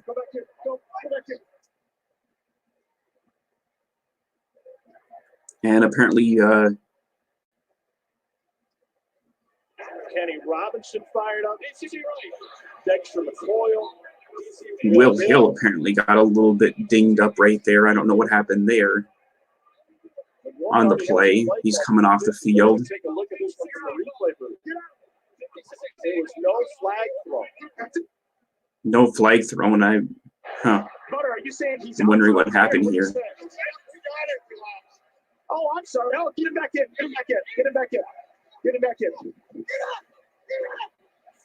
He mistakenly told Ian Silverman, the center, he had to leave. I have, okay, Ian Silberman of the Guardians is coming right back in. He was somebody that walked off apparently. I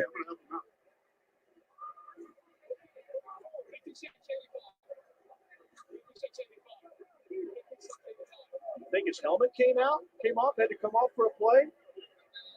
Weird. Not an issue in the XFL, so they got it straightened out. Clock will start now, the play clock.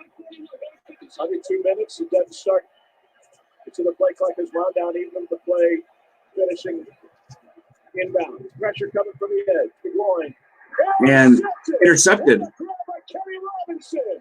And the 21-year-old out of West There's another blunder by the Guardians again. McGloin was trying to go deep and picked off by safety Kenny Robinson. And another scrum is coming out. I have no idea what's going on here. There's somebody on top of someone. Absolutely trucked one of the Battlehawks defenders, Dexter McGloin. But that's a really nice play by Robinson right there. Let's see on the replay. McGloin he overshot his receiver right there, and nice interception by Robinson. Look out for Kenny Robinson to make it into the NFL. He is eligible for the 2020 draft, so he's probably projected to be maybe a late round pick. So we're probably going to lose him to the NFL. But really nice play by Robinson. I have no idea what's going on here. The refs are getting together and talking about something. What's your number? 69. Silverman and McKay. After the play is over, personal foul, unnecessary roughness. Okay, unnecessary roughness by the Guardians. So, and they're going to get double penalties. It's first down, St. Louis. Probably whatever they did to Dexter McCoy probably was definitely the kicker right there for the Guardians. They're really losing their composure right now. They got to get things together. They're playing like a frustrated team. A lot of penalties, a lot of, when the play is over, and pushing and hitting by New York. Battlehawks are celebrating. During the play. They just look like an entire team that is coming apart at the seams. Yeah, they need to get their composure again. Just get back to playing football again and as frustrated as anyone. Stop with the boneheaded penalties, you guys. And the Battlehawks are just gonna sit on the ball and take a knee and go into half with a 23-3 lead, up 20 points. So I don't mind this decision. We're up pretty big. So. And this crowd responding to the return of pro football here in St. Louis. Really nice crowd here by St. Louis. They sold out. You wanted a chance to prove yourself on this stage. How good did that one feel? It felt so good. First one, I got professional interception. I'm just excited. Happy it gave me the opportunity to make a play. Good for you, Kenny. The first thing you did was run to the stands, to the fans. How has this fan base kind of embraced this team? Man, breaks us so much. You see, we're sold out. It's just a great time. The fans they're outstanding.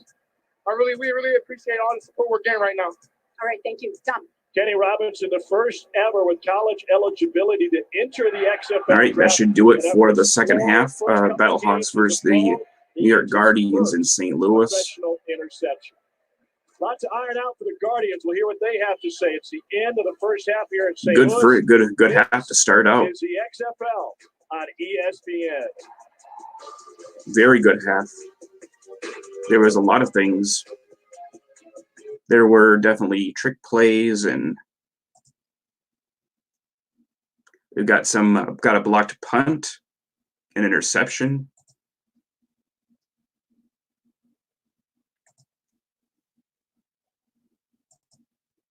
It was a good game. It was a really good start. So with it now being halftime, I'm going to take a little bit of a step right out really quick. So maybe I'll get some food or something.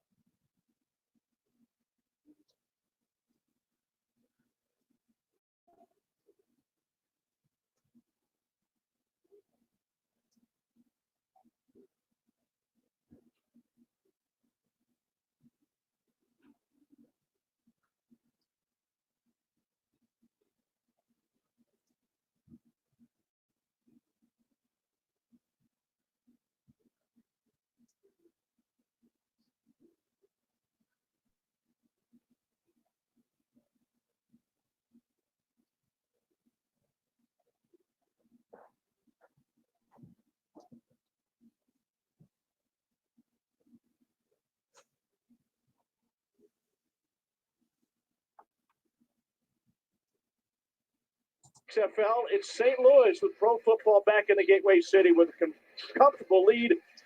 Live lines, according to Caesars, it's St. Louis now a 23-point favorite. The total up to 46. You get a value buy in that money line if you think the Guardians can find some offense. St. Louis locker room must be a fun one. Molly McGrath is inside. Well, despite the 20-point lead, things are actually all business here in the Battlehawks locker room. Players are closely knitted together, talking over their Okay, I'm back. plans. No one is celebrating just yet. They're approaching this with a very business-like approach, and I'm going to be talking to the offensive coordinator, Chuck Long, very soon, but he's talking This is to Jordan Molly Thomas, McGrath, just talking to his interviewing. quarterback. They obviously moved the ball really well in the beginning of the game. And then New York started to challenge them a little bit. So they're going over that as Coach comes over to me. Coach, you were just talking to your quarterbacks. What was your message to them? Well, just protect the ball, number one, and make good decisions. And right now they're making good decisions. Jordan's making good decisions. We're running the ball very well. We'd like to mix in some passing game, though, in the second half. Just try to keep them off balance a little bit. So that's what we're going to try to do. Coach, for our fans at home, would you mind drawing up a play that you think worked in the first half that you might go to a bit in the second? Yeah, well, one play we're trying to get. Yeah, one play we're trying to get is we're just trying to get some hitch game going. Okay, so it just really. Okay, I'm going to share this. Stuff like that, and just double hitch, just some easy stuff like that. There you go. That's a little bit better for you. And then that converts against different coverages. So we'll see what happens. All right, thank you, Coach. You can hear in the background the message is finish. Finish this game strong. Let's hear what's going on with New York and Cole. Here in the New York locker room, over on the defensive side, defensive coordinator Jim Herman just finished addressing his team as he comes back over here. Coach Herman, if I could grab you for a moment, what was your message? What did you want to deliver to your team at the half? Well, the first half we missed too many tackles. We had guys in the backfield. We got the quarterback scrambling around, and you got to make those plays. And that's what this game is all about, is making the play. And guys doing their job, we just got to finish. And that's the biggest thing. I mean, if you look at the deal, as far as what I think what the Guardians need to do is they need to stop taking so many stupid penalties and just simplify it, run the football. Puts the ball down the field of play, we got no chance. Who cares? You can't worry about that stuff. Just go out and play and do your job. Thank you, Coach. No problem. That's the defensive side, guys. The offense. That's what they simply got to do is just trying to make adjustments, trying to do different things, get ready to make this comeback. Is just simplify it. Michael, thanks. New York finds themselves trailing by 20. They have given up 6.5 yards per carry. The St. Louis's ground game, 23-3 at the break. This is the XFL on ESPN.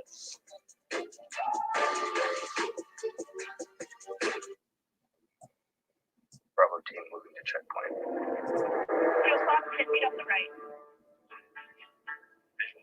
Sometimes.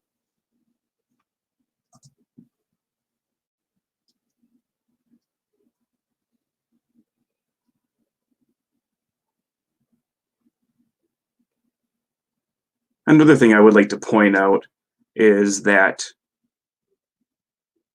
the running game from the Guardians was working pretty well. They should go back to that. For some reason, I just lost my screen, so just hang on while I get it back.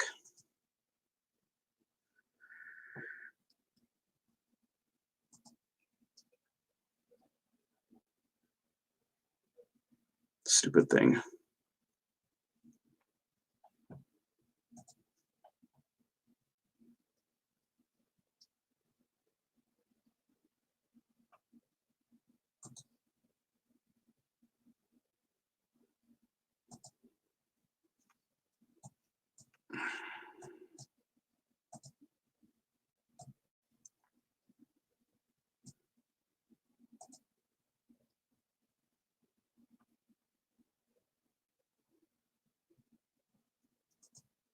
Okay, I'm just trying to get the game back, you guys. I just X'd out of it by mistake, so. Like the postage, I remember setting up Ship Station. I think it was just like there we go. Now I got it back. Everything was up and running. I was printing out labels and saving money. Ship Station saves us so much time. It makes it really easy and seamless. Pick an order, print everything you need, slap the label onto the box, and it's ready to go. Our costs for shipping, like, were cut in half, just like that. Ship Station, the #1 choice of online sellers. Go to shipstation.com/try and get 2 months free. Okay, there we go. They don't have It's all time to good. go to the post office. So with this game back, obviously I'll talk a little bit more about the Guardians and what they can do to get things going. Obviously, is maybe doing what the Battlehawks do, is get the running game going and just run it right down. I thought their running game worked, and another thing I'd like to see them do is go with a short passing game. Right now, they're really trying to go deep a whole lot with Matt McGloin, and it doesn't really seem to be working all that well for them. Whereas for the Battlehawks, just keep doing what you're doing. The ground game is working great. The short bubble screens to receivers are working great as well. They should definitely keep going with that. They're just replaying the touchdowns. Now with the reverse on the kickoff return for a score, Jordan Tiamu leading the St. Louis team in the first home game here in 1,529 days. And it was worth Should be ready to go for the third quarter. So Joey Galloway, we know who St. Louis is. They're a physical running team. And they've run the ball for 122 yards in this game and completely controlled the first half. The first drive, 4 plays, 78 yards, ended in a score, held the ball for 1:49, and they get on the board. And this crowd was electric from the beginning, and this just got them going crazy. McGloin in this New York offense, trying to get their confidence back. He takes the sack. He's out, has come out of this game with a rib injury, finds his way back. But here comes St. Louis with the first kickoff return for a touchdown in the XFL season. Comes in week 3. As these weeks go on, we've seen better and better returns, and this is the first time we've seen one actually get into the end zone. And once again, this game has just been controlled by St. Louis. There's the blocked punt. The blocked punt, giving St. Louis the short field, and then once again, and the touchdown run by Jones from 1 yard out. Winning this football game. Today's progressive game flow with the first really good half for the Battlehawks. Guardians, they need to pick it up. Here's Jordan Tiamu with Molly. Hey, Jordan, I talked to your offensive coordinator at the half. He said you guys want to get your passing game going a little bit more. What do you need to do that? They're giving us the run, so when they give us the run, they're just going to open up the pass, like I said before. But I think if we and here's Jordan Tiamu's stats: 6 for 9 and 72 yards passing. So pretty good day, or a pretty good day for him. He hasn't had to do much really. It's mostly been special teams and running game scoring touchdowns. A lot of his passes were pretty dink and dunk, with a lot of them going to on bubble screens and a couple short slants and a few throws down the middle to the right and left. So still to be determined. He'll take snaps in the second half. So far so good for St. Louis and their first home game.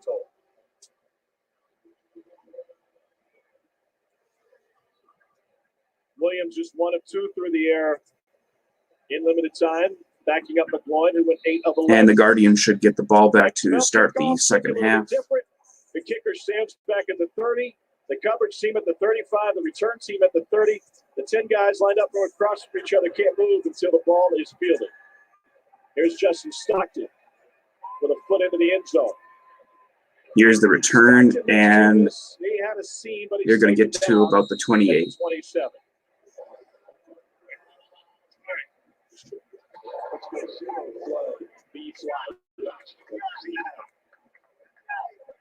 So, Marquise Williams, 27-year-old. And Williams is coming back on the field, and McGloin is back on the bench again.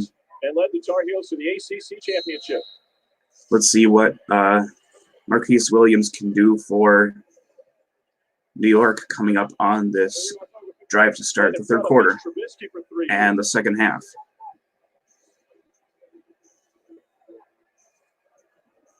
Here we go. We got a man in motion. Snap and a handoff to, I don't know who it is, 20 of New York. It went down for -2 on that, but we got a flag down. Terrence Garvin of St. Louis is saying it's on them, or it's possibly on him, pleading his case, saying, no, I didn't do anything. Are we leaving him in the game or not? Huh? Or he's making a decision. Did he punch him or not? Hard to tell. Okay. Okay, they're selling this is the last time. Last chance. Dead ball, hey, after the play? Okay. Okay, it's a penalty after the play, apparently. That's number 69. And it's on Newark. Cole, you played O-line in the SEC. Ian Silverman getting a little dirty here. He gets a warning. One more and he's gone. How do you see that play? Well, it's frustration, Tom, and obviously he's been taking it out on him. We saw him come off the field a little bit earlier. He sort of chucked the helmet over here to the sideline. He's angry. He's mad. And then when you're trying to battle a 300-pound defensive lineman against you every time, things go a little bit haywire sometimes. Cole, it's the first play of So the now season. it'll be They just came first out of the and locker room. 15 They had to discuss not making these kind of penalties. for And on New the York. first play you get a penalty. Seriously, this team, they act like they just don't have any discipline. Movement up front. First and 25, handoff, and it's another drop for a loss. Dexter McCoyle on the stop right there. 69 in gray. They had to peel him off of Terrence Garvin. You like the idea that the officials give a warning and say one more and you're out? I like the idea that we can hear the conversation. So at least we know their thought process as they talk to these players, as they call these penalties. And I do actually like the warning because there wasn't a lot there, not enough to kick a guy out. Okay, third and 25. Snap to Williams. It's a quick throw, and whoa, good gain on that one, but he's going to be about 5 yards short of the first down, and a punt coming for the Guardians, probably. But that was a really good quick throw. That was a really good play call right there. Fourth down, and they will punt again. Vogel is back on the field.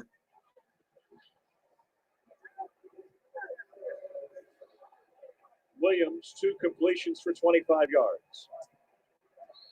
Hawks will get the ball again after this. St. Louis already blocked one punt. This one gets away clean from Vogel. And a fair catch by Pearson L.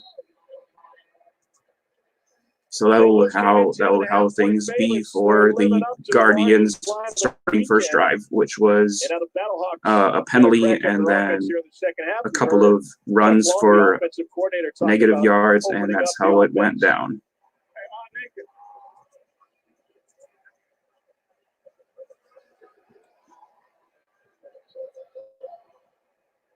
Odd naked sounds like something that happened in Soulard last night for the Mardi Gras. 13 minutes to go in the third. St. Louis with the ball again. Jordan calls Monday, and a hand. Oh, it's a fake, and Jordan is about to avoid a sack, gets the ball out, and it's complete for a first down. Whoa, that was good. I totally thought that Jordan was going to get sacked on that. He just escaped the grasp of the defender and completed it to the right to Alonzo Russell for a first down. Wow, that was good. First down at the 34, and a handoff to Matt Jones, for 2. And that'll be 2nd and 8. Let's go. Now double right check. Now double right check. Chuck Long calls the play.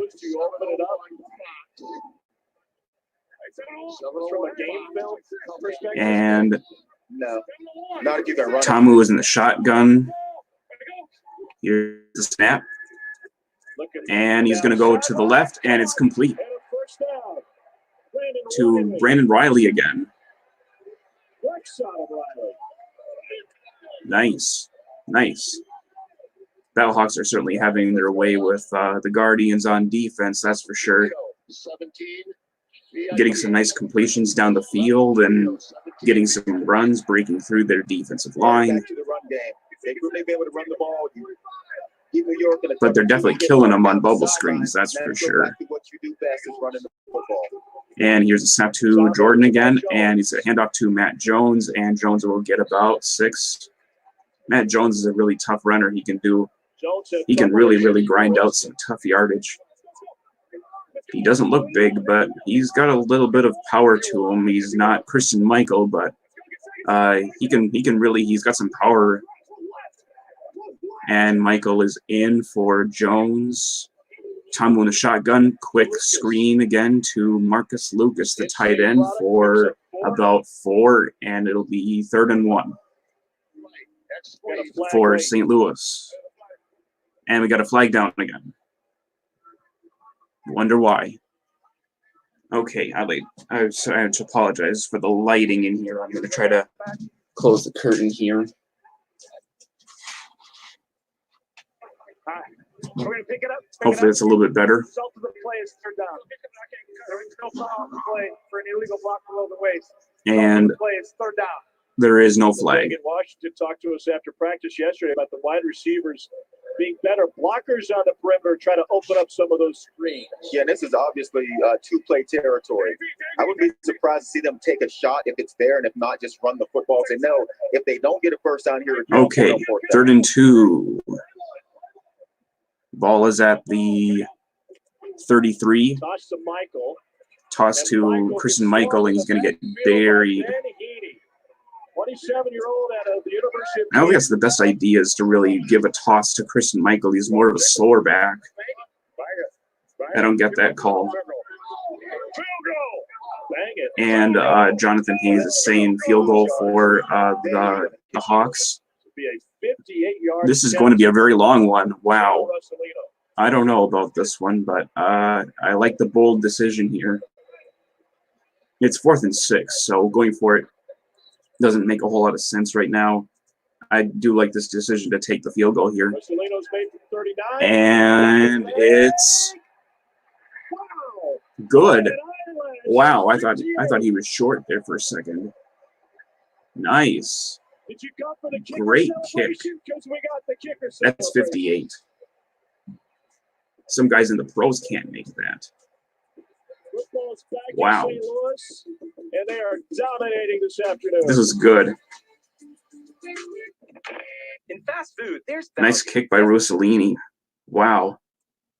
I thought he missed it. Just short, but he got it. And now the lead is 23 points.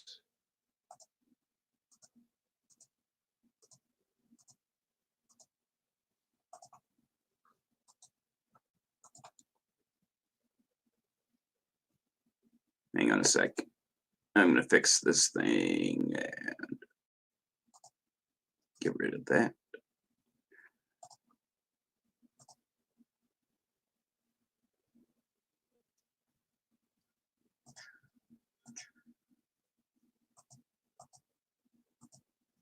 Got a lot of stuff to click out.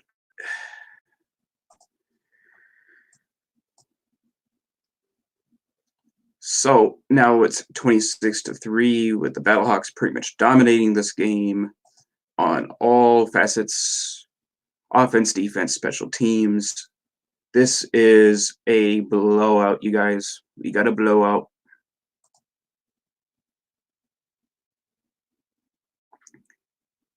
New York is definitely they're able to get something going. I mean, they were able to get 3 points on the board, but their crucial mistakes were obviously with a turnover, stupid penalties, unsportsmanlike conduct penalties in particular, and with the rest of them being just not being able to move the football very well.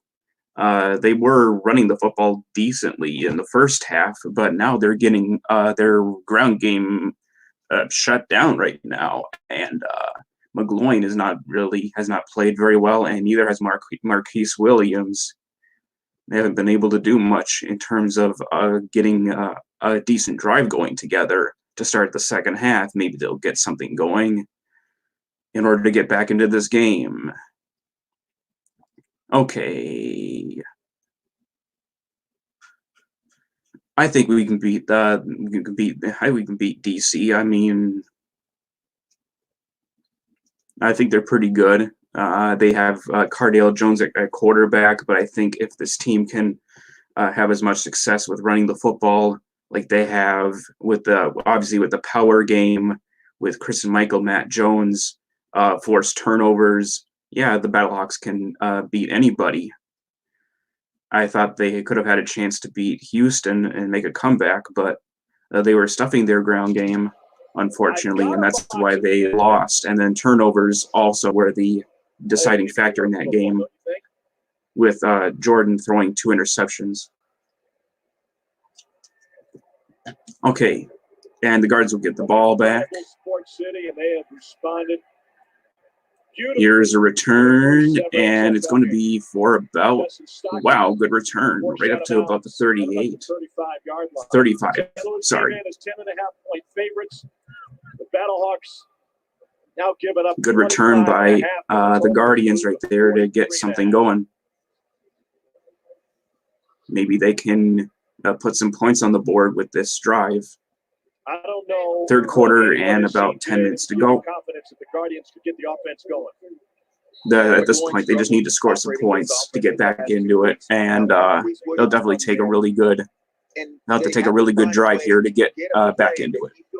Oh, and that was not the right way to do it. The snap was bobbled, but Williams went back on is able to get back on it. So that was a near disaster for the Guardians right there. Was a fumbled snap there. It was really high, and but Williams got back on top of it. Andrew Ankara was the nearest Battlehawk to the ball, and if he had recovered it, ooh. Obviously, the Guardians are definitely plagued with big mistakes today, so, and a lot of blunders, and Williams is going to get sacked by Ankara again. There's Andrew Ankara around the ball again.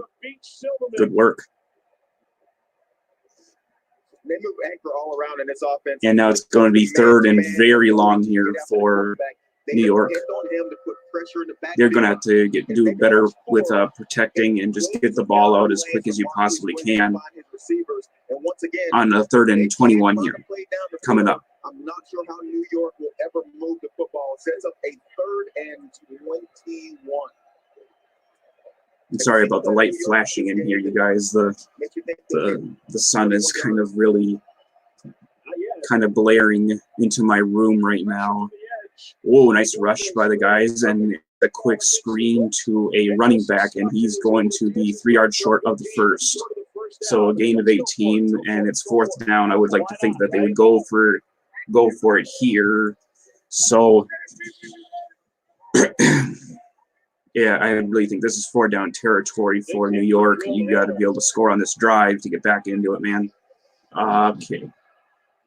And it's 4th down and 4 at the 38 of New York.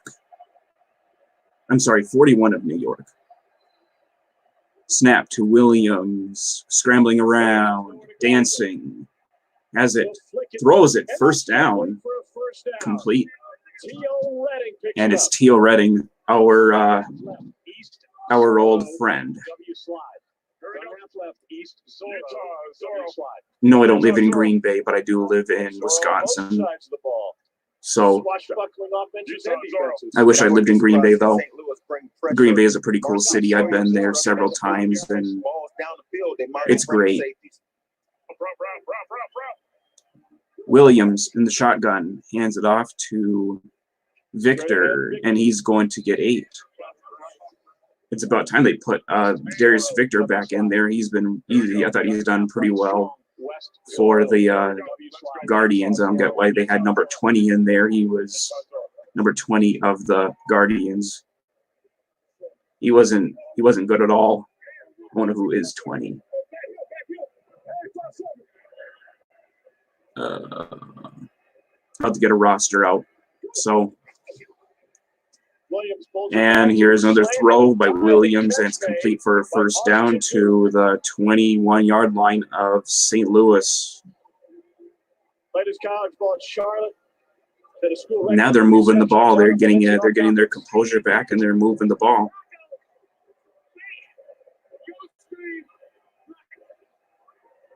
Okay, New York. Looks like the ball is at about, and we got a flag again. Looks like the ball is at the 23. Remember, Silverman was warned. The huddle? And apparently this is probably going to be a false start on the offense.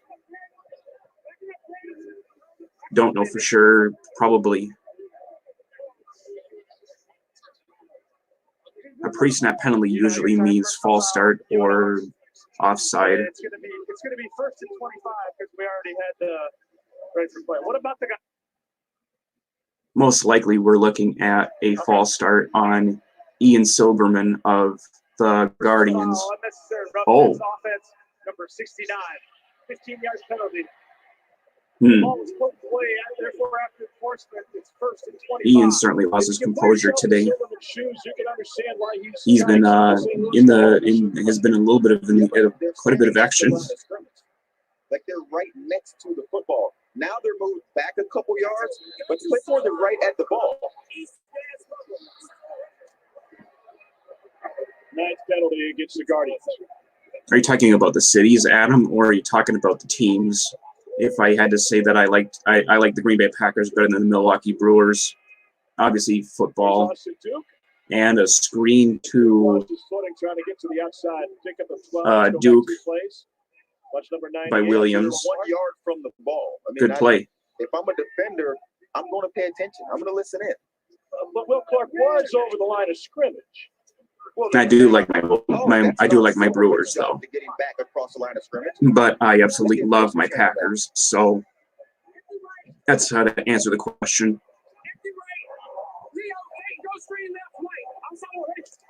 Silverman was a 6th-round pick of the 49ers in 2015 out of Boston College. And here's a snap to Marquise.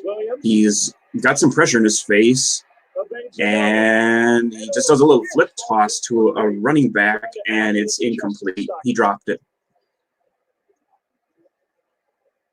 Good improv though by Williams. Try to get to whatever it takes to get the ball out, because that pass rush was fierce. It was coming for him. It was coming for him. He was almost dead to rights on a sack right there. Just about avoided a really long 3rd and long here, but right now it's 3rd and 13 for New York here. This is just absolute dominance by St. Louis's defense for the most part. I thought they should have run the football there. Snap to Williams. Clean pocket this time before it's breaking down, and Williams will take off, and he'll be pretty close to a first. On a 13-yard scramble. That's what Williams brings to the table. You talked about him at North Carolina, 5th player in ACC history with over 10,000 total yards. He runs the ball well. Which of the two cities do you like better? I've never been to Milwaukee, so I don't really have an answer for that. But I really do like Green Bay. So, but since I've never been to Milwaukee, I obviously can't say I like one or the other better. I just been to Green Bay, and I love the Green Bay. So.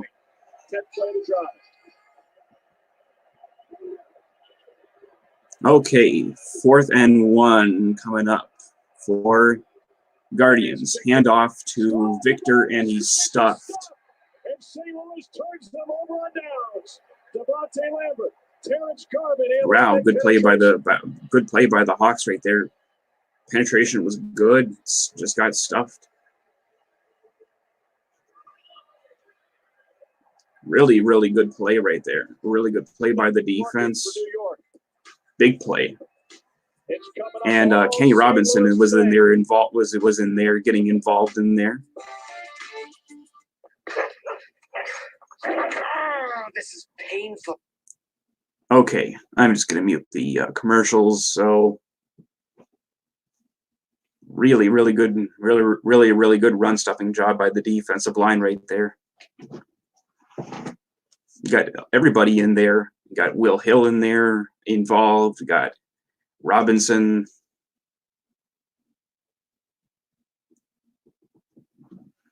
Really good job. So that turnover on downs is going to give the Battlehawks the ball back, and I will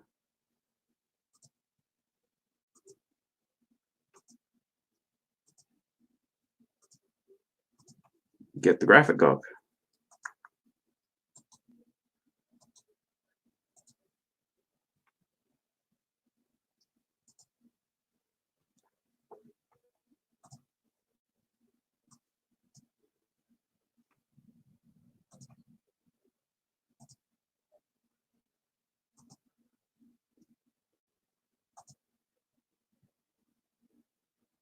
Okay.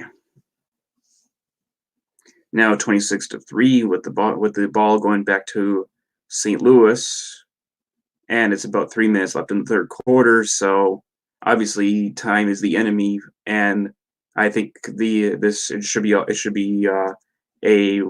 a hefty dose of running for St. Louis if I am the play caller, but I would definitely get a little bit of balance in there just to get a few quick passes out there just to keep some clock running.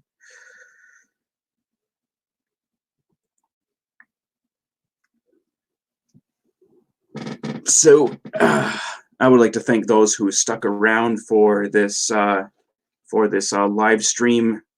I know that obviously the XFL is not the NFL in terms of glitz and glamour, and obviously it can get quite boring at times. I know a lot of people came and left. That's just how it is sometimes, you know.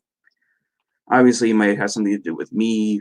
My commentary is probably not all that great, but you know, this is my first time doing a live stream, so I promise I can get better, and I know that it can get better. This is only just the beginning, so.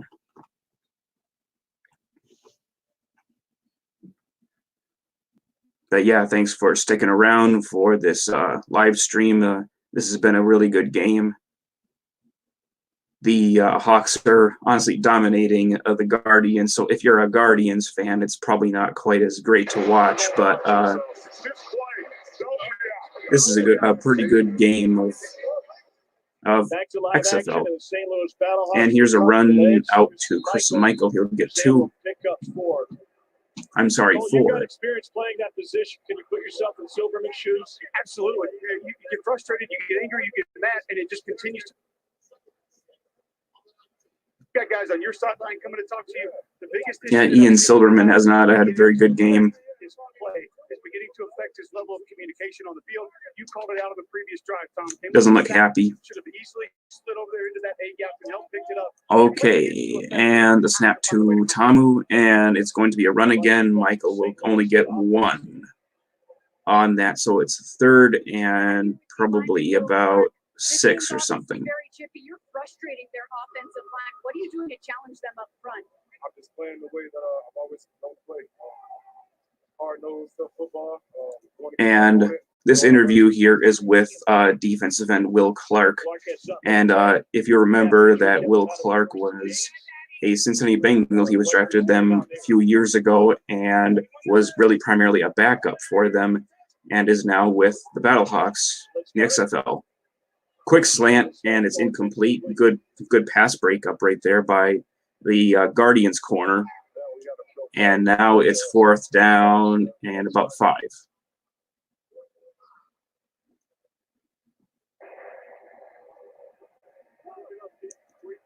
I would like to think that it's just going to be a punting situation for St. Louis, as you don't have to do anything. Your defense is playing well, so I expect a punt, and there is a punt. King booms 1, and he's going all the way back to the 30, and there's a decent return off this. Oh my gosh, really good run back right here. That was a great punt by King, but a really good return. And here's an interview with Kevin Gilbride.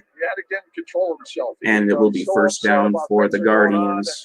Perceive the injustices that are taking place, and I said, it doesn't matter what you think is taking place. It matters what the officials call, and obviously they're not agreeing with it. Thanks, Coach.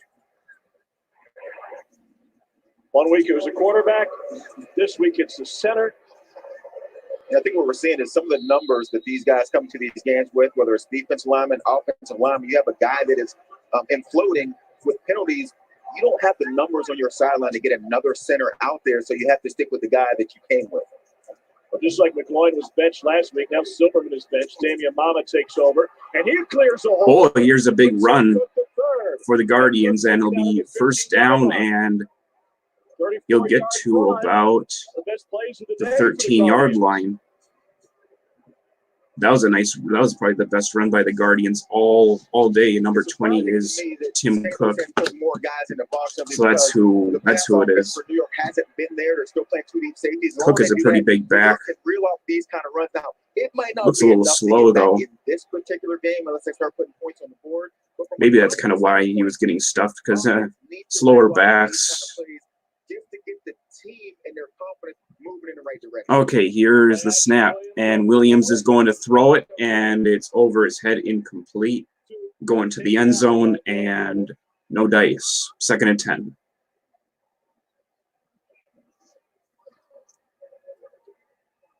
Ooh, bummer. And then Will Hill comes in and just about clocks him. 2nd and 10. The ball is at about the 17 of the Battlehawks. Play clock running a little low. Snap. Handoff. It's to Cook again, and he's going to be pretty close to the first down. I think he may be a yard short, depending on where they spot it. Will Hill on the tackle. Okay, it's 1st and goal. He got it.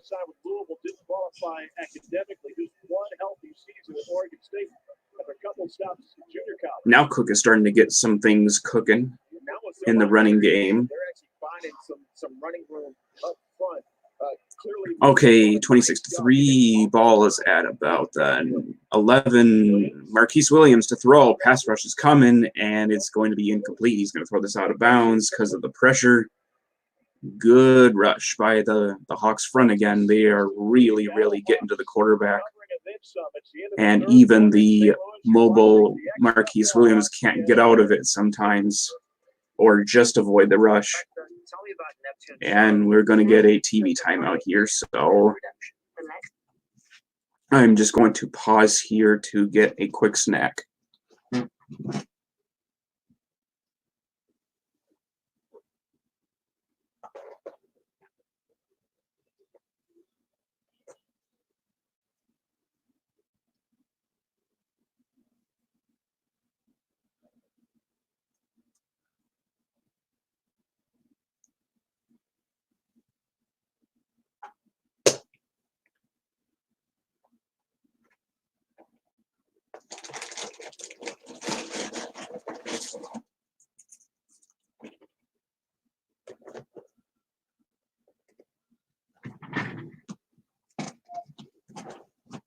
Okay, I'm back.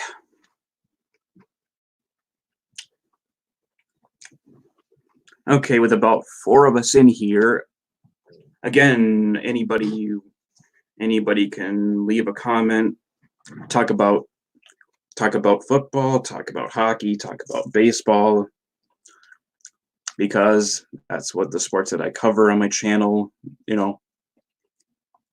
Talk some Battlehawks, talk some Guardians, or whatever team you cheer for that you're on here for. So I'm just going to munch on some Cheez-Its here while we sit back and watch the remainder of the second half. Should be in the 3rd quarter still, coming up near the 4th quarter. Correct me if I'm wrong.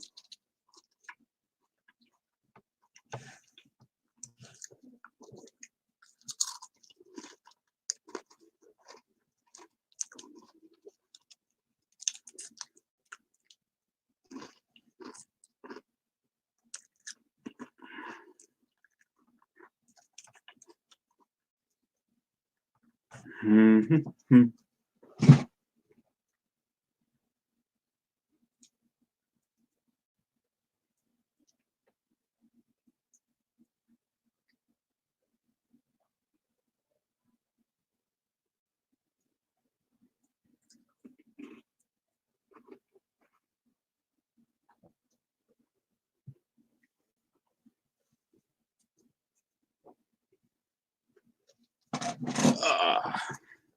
Okay. Need to step away for a sec. St. Louis fans back at their first pro football game in more than 4 years. Big energy in the building for sure. And they have a controlling lead. Tom Hart alongside Joey Galloway. Joey, what do you think? Here we of the go. Hawks play today? For the continuation. But on this particular drive, they've run the ball a couple times for 43 yards. And if they can do that, it's going to help out Marquise Williams operate this offense. Not kind of quarterback's going to make a lot of throws downfield. And so you need the run game to give him that support and maybe get him flat pass, maybe get him involved in the run game. But the most important thing is get this ball in the end zone. They started with St. Louis, a 10.5-point favorite. That's ballooned now to 19.5 live line from Caesars Sportsbook. Second straight quarterback. And here we go, second and goal. Here's Williams to throw. Oh, avoids a sack. Wow. And then avoids another sack and gets the ball out and it's incomplete. Wow. 2 Battlehawks came in and almost got Williams. The first one was Will Hill and then Casey Sales. Woo! Best pass rush is amazing today. Here's Will Hill. Misses. I guess this happens when you have a mobile quarterback that can avoid rushers like that. That was McGloin. He would have been sacked for sure. Will Hill would have got him on that blitz right there. And we got an injured Battlehawk. 2016 out of Wisconsin, bounced around a few different teams. Honorable mention all Big Ten. I'm not sure who it is. Looks like 41. Darius Hillary, the safety. Former Wisconsin Badger, by the way. 54 games over 4 years with Wisconsin.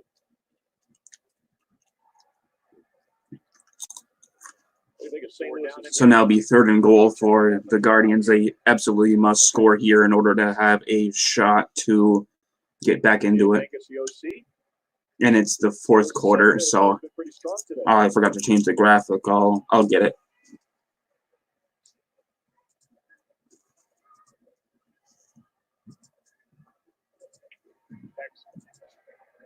Here we go. Here we go. Frisco got zero. Frisco got zero. Got zero. So Jonathan calling plays for the defense. And you heard him talk about Mikael McKay down low. If he has him, he wants him. If it's man-to-man coverage, that's the look they're going for.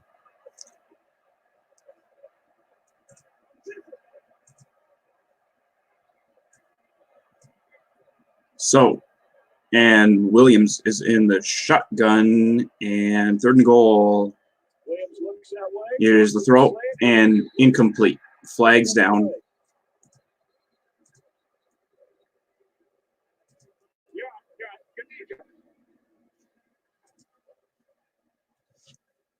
David Rivers was in coverage. This will probably be hold on the defense. Yep. McKay is 6'5", and that's why if you listen, that's what Mangus said. Look, if you have McKay, let's take him in the man-to-man matchup. Marquise Williams, as he plays more football, realize throw this ball in the air. Let your 6'5" receiver go up and get it. You don't have to pinpoint that throw. It's more of a 50-50 ball is what you're looking for. Now it's first and goal because of the holding penalty on Seattle's David Rivers, and here's a handoff inside, and he's going to get about 1 or 2. Not sure who the back was. It was probably Cook.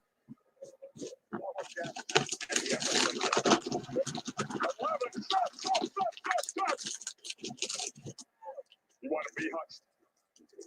Here we go. Red job 55. Frisco. Red job 55. And Jay Hayes, the defensive coordinator, calling the plays. That's who the defensive coordinator is. I said Jonathan a few minutes ago. I'm sorry, that was Jay Hayes, the brother of the head coach, Jonathan. And here's a snap. Williams has time, and it's incomplete in the end zone, going for the left corner for Colby Pearson. And it appears he's injured. It looks like he got it, injures his knee here. Yikes. Must have landed on it awkwardly. going down to make the catch. Now it's 3rd and goal.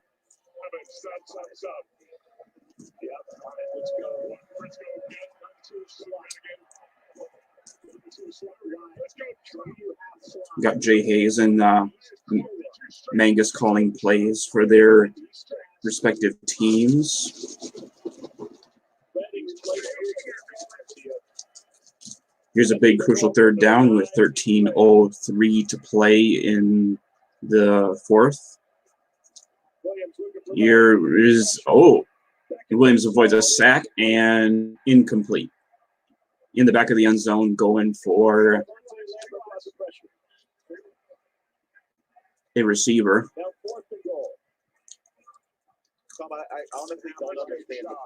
Not sure who the receiver is right now at this moment. On 2nd and 3rd. Again, it looks like.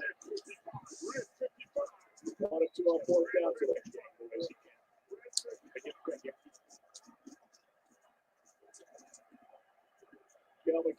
Top of the formation. And here we go. Coordinator's calling plays. Williams back to pass, and it's incomplete. Turnover on downs. And the Guardians turn it over on downs again. That's it.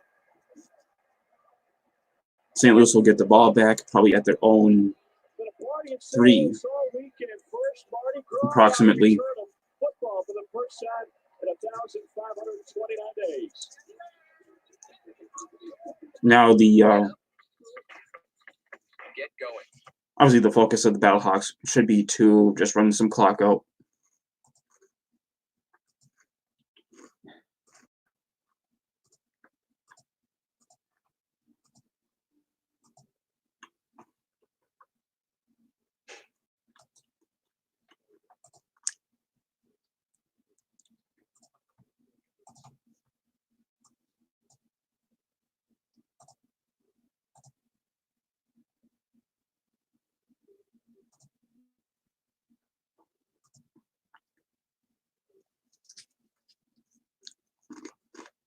Okay.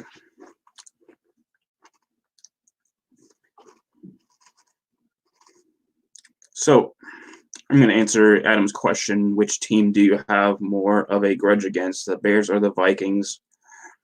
And that's a good question. I'm not sure. Probably the Bears, because I just flat out dislike them more than the Vikings. And there are a lot of Viking fans that I personally really think are really, really good people, and they're really good fans. And some Bears people that I've come across in my time being a Packers fan, they've been a bunch of some Bear fans are pretty good too, but there's some that are just flat out, I don't know.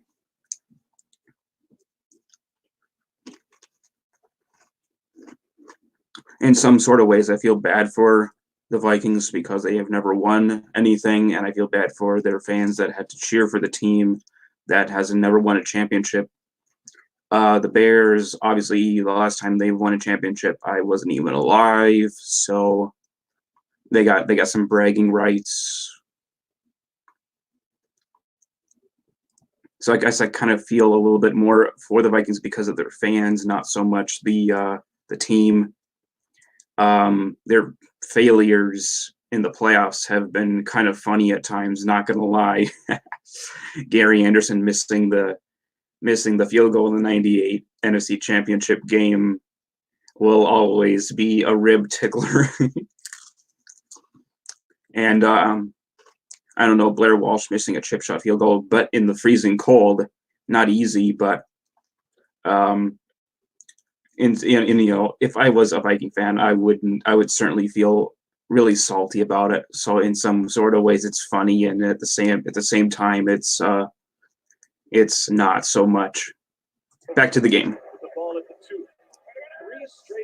The Hawks have the ball at their own 2, so we got to dig ourselves out of a hole here after a 4th and goal stop, and one of our running backs is going to get 3 on that. That helps a little bit, breathing room.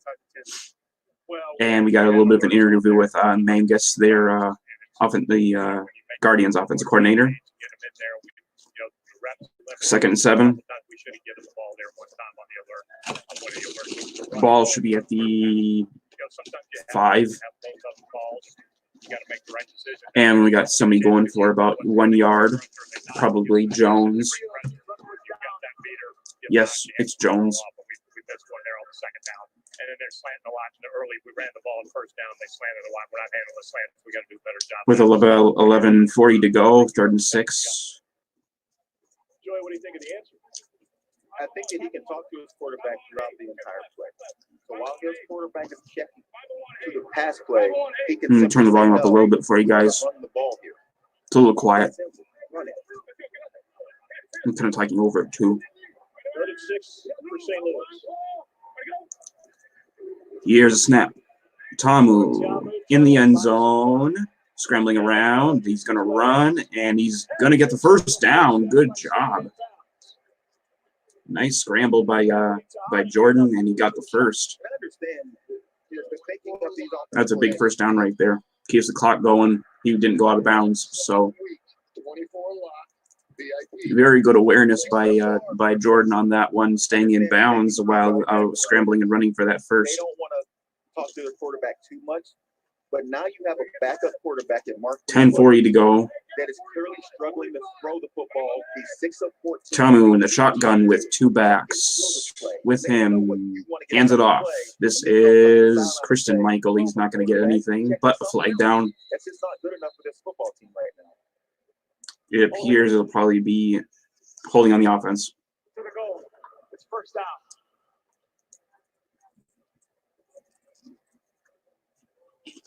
That's going to push the team back a little bit again, and it will be a long 2nd down.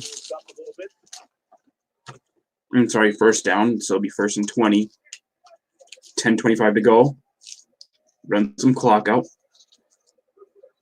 Probably go with it. Maybe possibly go with a quick pass here to keep the clock going and get some yards. Make an easy 3rd down probably. Don't expect to go deep here. Got some movement, got some shifting here with 4 wides. Running back to the backfield, Tamu is going to do an RPO, and the receiver dropped it. That is the tight end Marcus Lucas. And now it's 2nd and 17. I don't agree with that call. I don't agree with that call at all. I don't think the RPO was necessary for that. You just want to get the ball out really quick and keep the clock going. An incompletion. Oh, I'm sorry. The clock is going. I still don't agree with the call.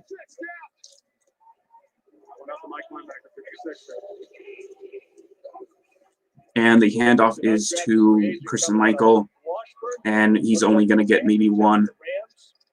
Now we got 3rd and long coming, but clock is going right off. So we're at about 9:20 to go for St. Louis. 3rd and 17. I'm not sure what we can do here. I really think that he could possibly just maybe make some punting room for Marquette King to get a good boom off. Here's Tamu back to throw. He just dumps it off because there was pressure in his face, and he could have been sacked, and that would have been devastating because he was in the end zone. Good rush right by the Guardians' defensive front right there.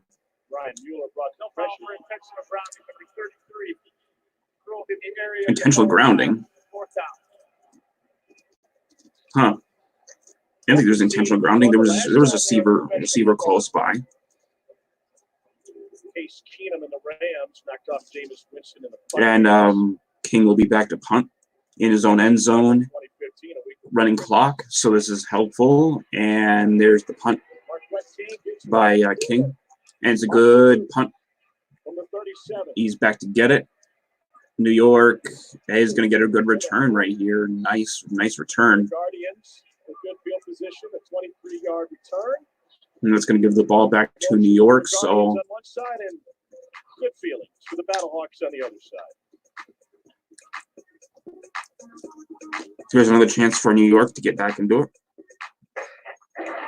this is painful. I bet. Let's see what they can do.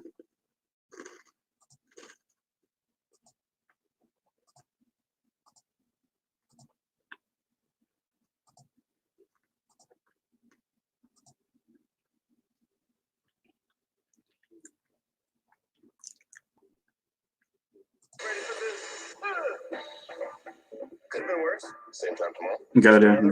I got a Jimmy Kimmel commercial. Wendy's Big Bacon Classic with fresh never frozen beef and hot crispy bacon. Now we got some Wendy's action. What are you getting? Does anybody here like Wendy's? I know that there's only 2 of us in here, so I haven't had Wendy's in a while. Kind of try to avoid it for several purposes. For 175 years, New York Life has been helping people act on their life, so they can look back or look ahead and say, okay. Guardians will have the ball back with plenty of time in the fourth quarter to maybe get a score and maybe get a couple chances to do some stuff. Got a little bit of a commercial for the Combine. Can't wait for that. That will start on Thursday. Introducing the future of fitness. It's I will probably be giving some videos out on more prospects for the Packers and just talk a little bit about the NFL draft and all that good stuff. Come April, I will be doing a live stream for the NFL draft, so you guys can stay tuned if you want. I'll do the whole entire first round, and then I'll probably live stream on day 2 also. How can you trust your real Second and third rounds are also fun too. There's good news. With HomeLight, you can compare actual performance data on thousands of agents near you, so you know who sells quickly, who sells for the best price. We'll match you with the perfect agent for your needs. Best of all, it's free. Sell your home for more money. Go to homelight.com today. Casey Sale's a local hero. He's got a sack today, and he found the girl with the Thin Mints. He traded a football for an entire box. That's some Girl Scout ingenuity. High fives for her. She gets a souvenir. I know you can't see this, but Casey Sales, the defensive tackle, was handing the ball off to handing the ball out to a girl, which was nice. That's all that was. New York with the ball at 8:30 to go in the fourth quarter. Ball at the 40, snap to Williams, and he's going to do a dump off to a quick pass to his running back, Darius Victor, and he's going to get a first down. I'm sorry, that's not Williams. That's Luis Perez, actually. Williams has been benched, apparently. 49.99 yards, fourth most in Division II history. And here's the snap again, and the ball is going to go to a running back. Looks like it's Victor again. He's going to get about 5 or 6. Lewis head coach Jonathan Hayes, coach, your defense allowed 28 points last week, just 3 today. What is the difference with them today? Well, I think we're executing better. I think we're more assignment sound, and we're doing a better job of getting the ball on the ground. And we still have a tackle to our capabilities, so we got to do a better job of it. All right, thank you, coach. Thanks. Jonathan Hayes back here. And here we go. Shotgun. Prepares to throw, completes it for a first down. Out to number 1 of New York. And they're moving the ball right now. Right on top of you. Here we go. Now we got first and goal with 7 minutes to go. Perez wants to play call again. Perez in the shotgun. A lot of time is going off the clock. Perez in the shotgun. Still waiting the snap. And here's the snap. Throwing to the end zone and incomplete. Bobbled and caught out of bounds by T.O. Reddick. Well, I mean, 1 foot in the XFL, but didn't have control of it. Didn't look like David Rivers. That was a really close one to Tio Redding there. Almost had it. Actually, pretty nice throw by Perez. You know, from a receiver standpoint, Redding has to just stop. Like he didn't have to, like he could have stretched out and got that ball. Actually, pretty good throw. And for an offense that is trying to find itself right now, that is an opportunity to score a touchdown, which may lead to just better things for this offense. Because right now they're struggling. Here's a quick pass out to a receiver, and he's going to get into the end zone for a touchdown. And the Guardians have scored on a nice quick pass to Austin Duke. 6 yards out.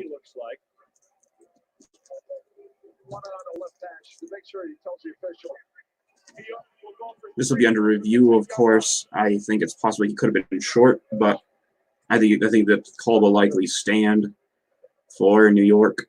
Coming into this game, teams were 2 of 4 on third down conversion attempts in the XFL this season. And it looks like it was as if they're going to go for 3 points here. So that's a rule that I like, is the points, but I'm not sure like the placement of the balls. For 3 points, it's got to be from the 10-yard line. I think it's a little bit too long. And there's a sack by St. Louis, so the 3-point conversion will be no good. The Guardians will stay at 9 points. This Battlehawks defensive line has been great today. But before that, 25-year-old Luis There's been Perez very little time for quarterbacks to get the ball off, and no breathing room really. You can see only 3 guys rushing. And so your quarterback's going to have to try to find some lanes to throw a football with 8 guys in coverage. Every receiver is in the end zone. You have to throw it. So that was definitely a really good stand right there by the Battlehawks defense again, stopping at 3 points and getting another sack in there. Definitely a good drive put together by the Guardians, though. They definitely got some good play calls in there. They moved the ball well. They scored a touchdown on this drive. Unfortunately, it just didn't convert on this 3-point try, and it was worth the gamble. So they just came up empty. I think we could possibly see here an onside probably. Wouldn't surprise me if they do, but I think the ball will go back to St. Louis anyway. Replaced by Marquise Williams. He was ineffective, just 6 of 4. And he's going to kick it to them, so Mumphrey is going to get to about the 30-yard line. Decent return. And here's a little bit of an interview with Luis Perez, the quarterback. Threw a touchdown pass. Threw the only team's touchdown pass today. Thank you. Appreciate it. Yeah. Got to feel like Perez, I think, has looked the most comfortable when it comes to throwing. Can't say I blame the other guys because there was so much pressure in their face. McGloin was seeing pressure almost all time, and Williams was definitely feeling a lot of heat. Had to escape a lot of sacks, and definitely made his magic work, and they were able to move the ball. But it's Perez that is the one that has been able to score a touchdown for them. Here's a handoff to outside to 20 of Seattle. He's going to get about 7. An athletic offensive line pulling around. I'm not sure who 20 is. It's not Jones. That's the versatility of this offensive line. It's probably Keith. It's probably Keith Forder, one of our backup running backs. They really do move well, Joey. Screens. Tamu. 2nd and 5 with 5 minutes to go. 5:33 in particular. And here's a handoff to 20 again. He's going to get stuffed for about -3 there. Good play by the Guardians defense to stuff that run right there. Now we got a 3rd and long coming up for St. Louis. 26-9 with St. Louis taking time off the clock. Tamu in the shotgun with Chris and Michael back with him. I believe that this will probably be a pass. It better not be a toss to Michael because he is a slow dude. And here's Tamu to throw. Completes it, first down to Alonzo Russell on a post route. I'm sorry, an out route. First down with less than 5 minutes to go. So time is definitely being taken off the clock here. And this only helps.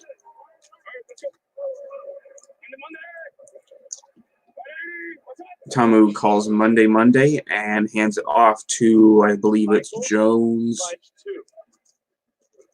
I'm sorry, it's Chris and Michael for 2.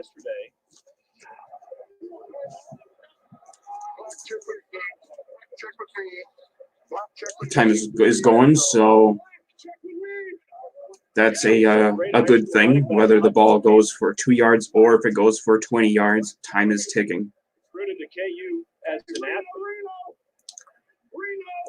And we got a 2nd and 8 coming. Ball is at about the 43 of St. Louis.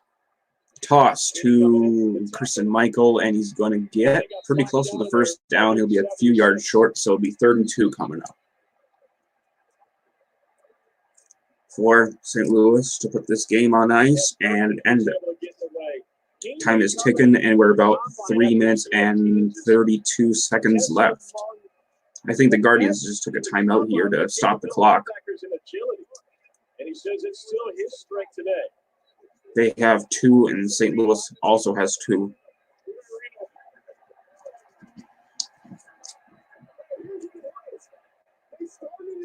Again, I would like to thank anybody who has stuck with me throughout this game. I know it's kind of been a little bit boring because it's been a blowout by the Battlehawks, but there has been some really, really exciting moments. Like there was the special teams touchdown, there was the block, there was special teams touchdown. There was the blocked punt. There was a turnover. And of course, if you're a Battlehawks fan, you love it, but not so much if you're a Guardians fan. So condolences, Guardians fans, for this bad game for you. Tamu in the shotgun with 2 running backs, and the handoff is to, I believe it's Jones for a first down, and he's up to about the 46 of New York. 46 single, ready? And we're coming up on 3 minutes to go. First down for the Hawks.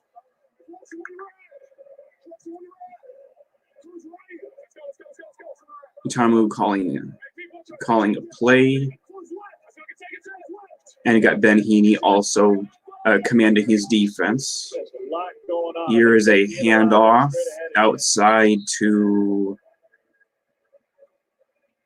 the inside. I don't know who it was, but he got a couple, and it should be second down with 2:30 to go. And I think the Guardians just took a timeout for to stop the clock and to get the ball back.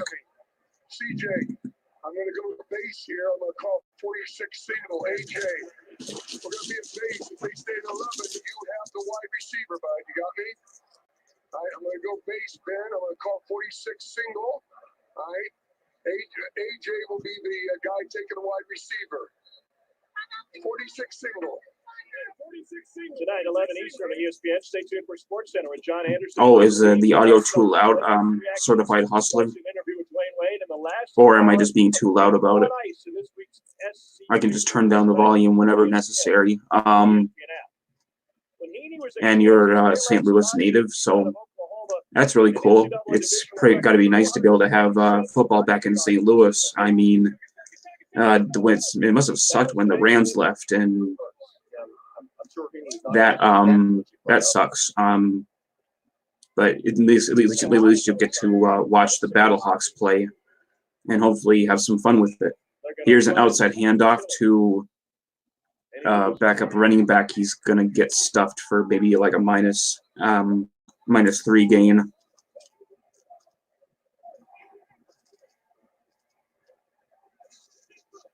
Second final charge timeout by New York. 30-second timeout. Let's stop the clock before we get to the 2-minute warning.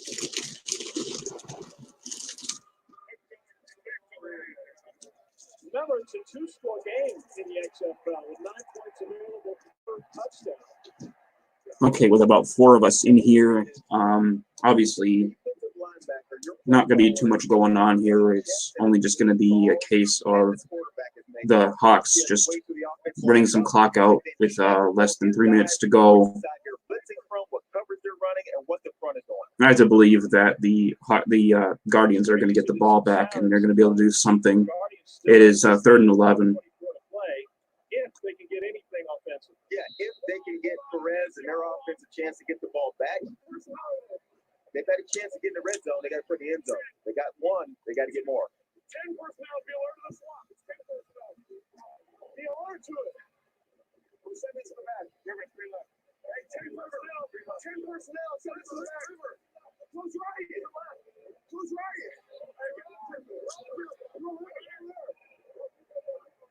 Third and 11. Here we go. Tamu is in the shotgun. Back to throw, feels a little bit of heat, and he goes with a dump off to a running back, and he's going to get a first down and more to about the 24-yard line. Very good screen to the running back. And that should probably just about do it for this this game here. The Guardians can't stop the clock. They wasted all they burned all their timeouts. But there's the 2-minute warning, so there's the final stoppage of the clock. And now the Hawks can just sit on the ball and end this game.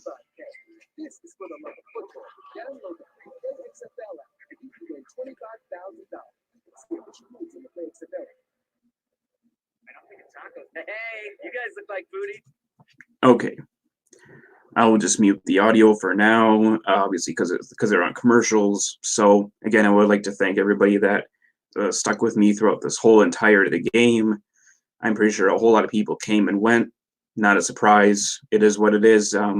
This is really my first time live streaming, so I'm getting used to this whole thing. I post a whole bunch of videos on the Packers, Red Wings, Brewers, but mostly the Packers. So this is a little bit of a different territory, and with my fandom of the Battlehawks being new, this is definitely exploring new territory. So I think this has been pretty fun. I hope it's been fun for you guys. I will look forward to doing more live streams. I will definitely do one next Sunday for the Battlehawks game. Next Sunday. Maybe more people will come in and enjoy the time and watch the Battlehawks maybe win in a more of a closer game as opposed to a 26-9 blowout. But the Hawks definitely have come to play. I know that the city of St. Louis is very happy to have football back in their town with the Rams going to LA. Freaking Stan Kroenke moving it to LA must have hurt for them. And, you know, obviously now it's St. Louis is Battlehawks country. And with St. Louis being closest to for the XFL, that's why I'm a Hawks fan. Is, you know, being from Wisconsin, it's closest to the closest city. So this has been a really good game. Good stuff. With this commercial break, I'm gonna go get some more water. So just hang in there. Just hold on. The big game is coming back. Never mind. NFL Live be there all week on ESPN, plus special live coverage of the quarterbacks workouts Thursday from 7 to 8 on ESPN, and the linebackers on Saturday. And we got some cool fans with a Hawk mask. Awesome. They got some white towels waving. If you took the over, you want this thing to cover by St. Louis. And Poking it in, came in 41 with the ball this game. in St. Louis's grasp, their nice bird claws, they are going to scratch and claw their way to victory by running some clock out. Tamu goes with a swing pass to his tight end, Marcus Henry, or I'm sorry, Lucas Henry, whatever his name is. He gets a close to a first down.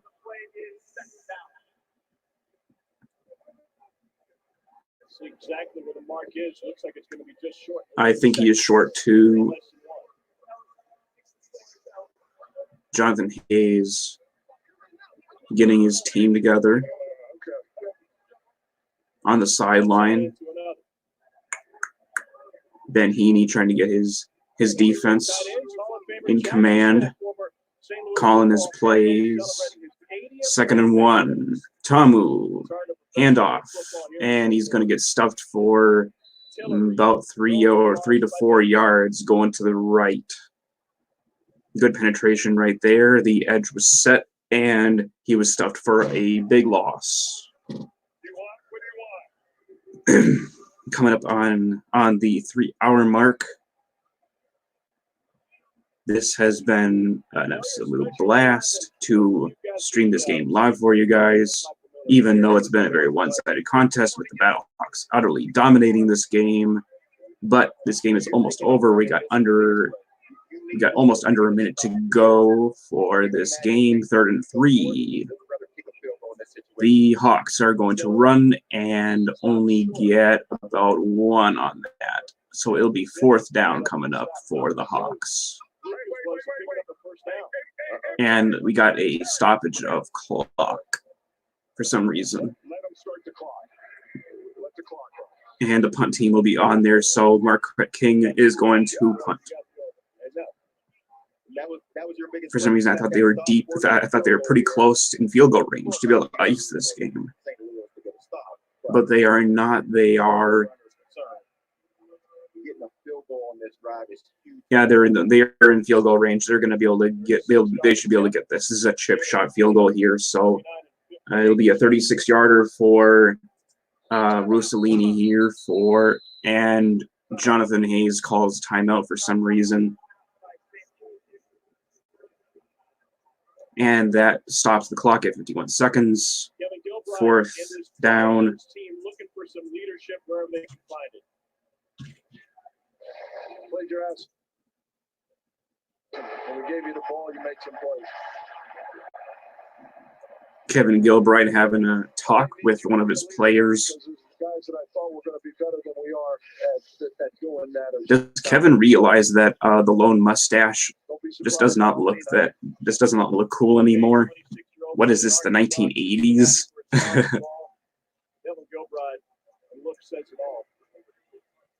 That's okay. It's his trademark. I think Kevin is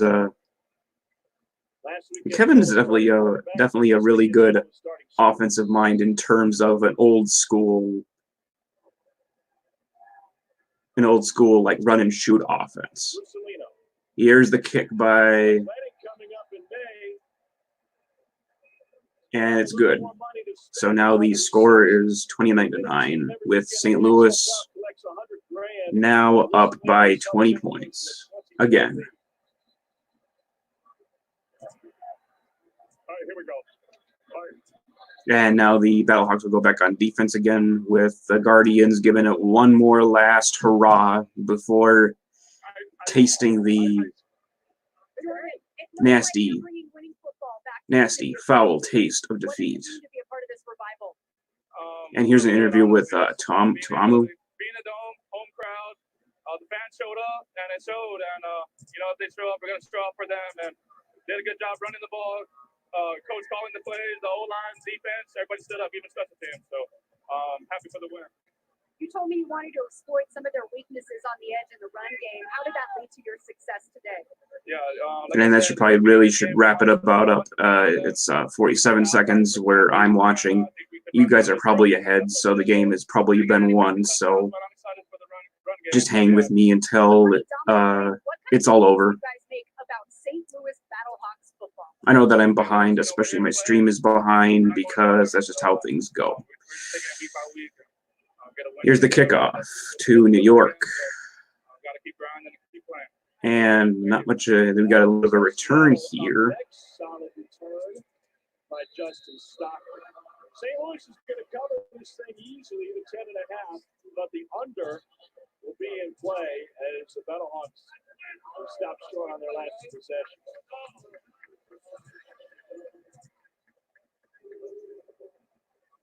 Yeah, that's how it should go down. With should go down as 29-9. The final score being it. The Guardians will probably have just a little bit of time to work with to maybe squeak out some points, but it's doubtful. They'll probably try a couple of deep throws down the field. Plus, we see some fakes here. Perez to throw, and he's getting sacked. And this Hawks defense has been smothering. No time for quarterbacks to throw. I don't know how many sacks that has been, but like at least 5. That's a flat out butt kicking right there. And now we got a 3-man line for the Hawks. And they're just going to run the football with Victor going for about 7 or 8. The Guardians will try to squeeze off one more play. And if there's a positive ball for New York, especially in the second half, because they run the ball pretty well. They haven't been the finish. 21 seconds to go, 3rd and 6 for New York. I expect them to throw the football here. Here's the throw by Perez. He gets a first down, I think. I think forward progress will give him the first. The receiver apparently went backwards, trying to shuck and jive his way out of a tackle, but he'll get forward progress on it for first. And now the clock is down to 7 and should run out with and now we got a clock stoppage here. I think it's obviously for a clock issue, so the rest are correcting that. Now we got 8 seconds. 8 seconds. It will start when the play clock hits 20 seconds. And then there'll be a time runoff. Those are some of the other rules with the XFL, which kind of confuses me at times. So some of the XFL rules are really tough to get used to, but I'm slowly figuring it out. So, and let's figure them out together. And here's the last snap and complete. And he only went for about 9, and that's it. The game is over with the Battlehawks coming out victorious with their first home game back in St. Louis at the Edward Jones Dome. So, heck of a win. It was, quite frankly, a blowout, but it happens. Guardians just did not come to play. They didn't really quite bring their A game. They definitely made a lot of mistakes. They had a turnover. They had some dumb penalties.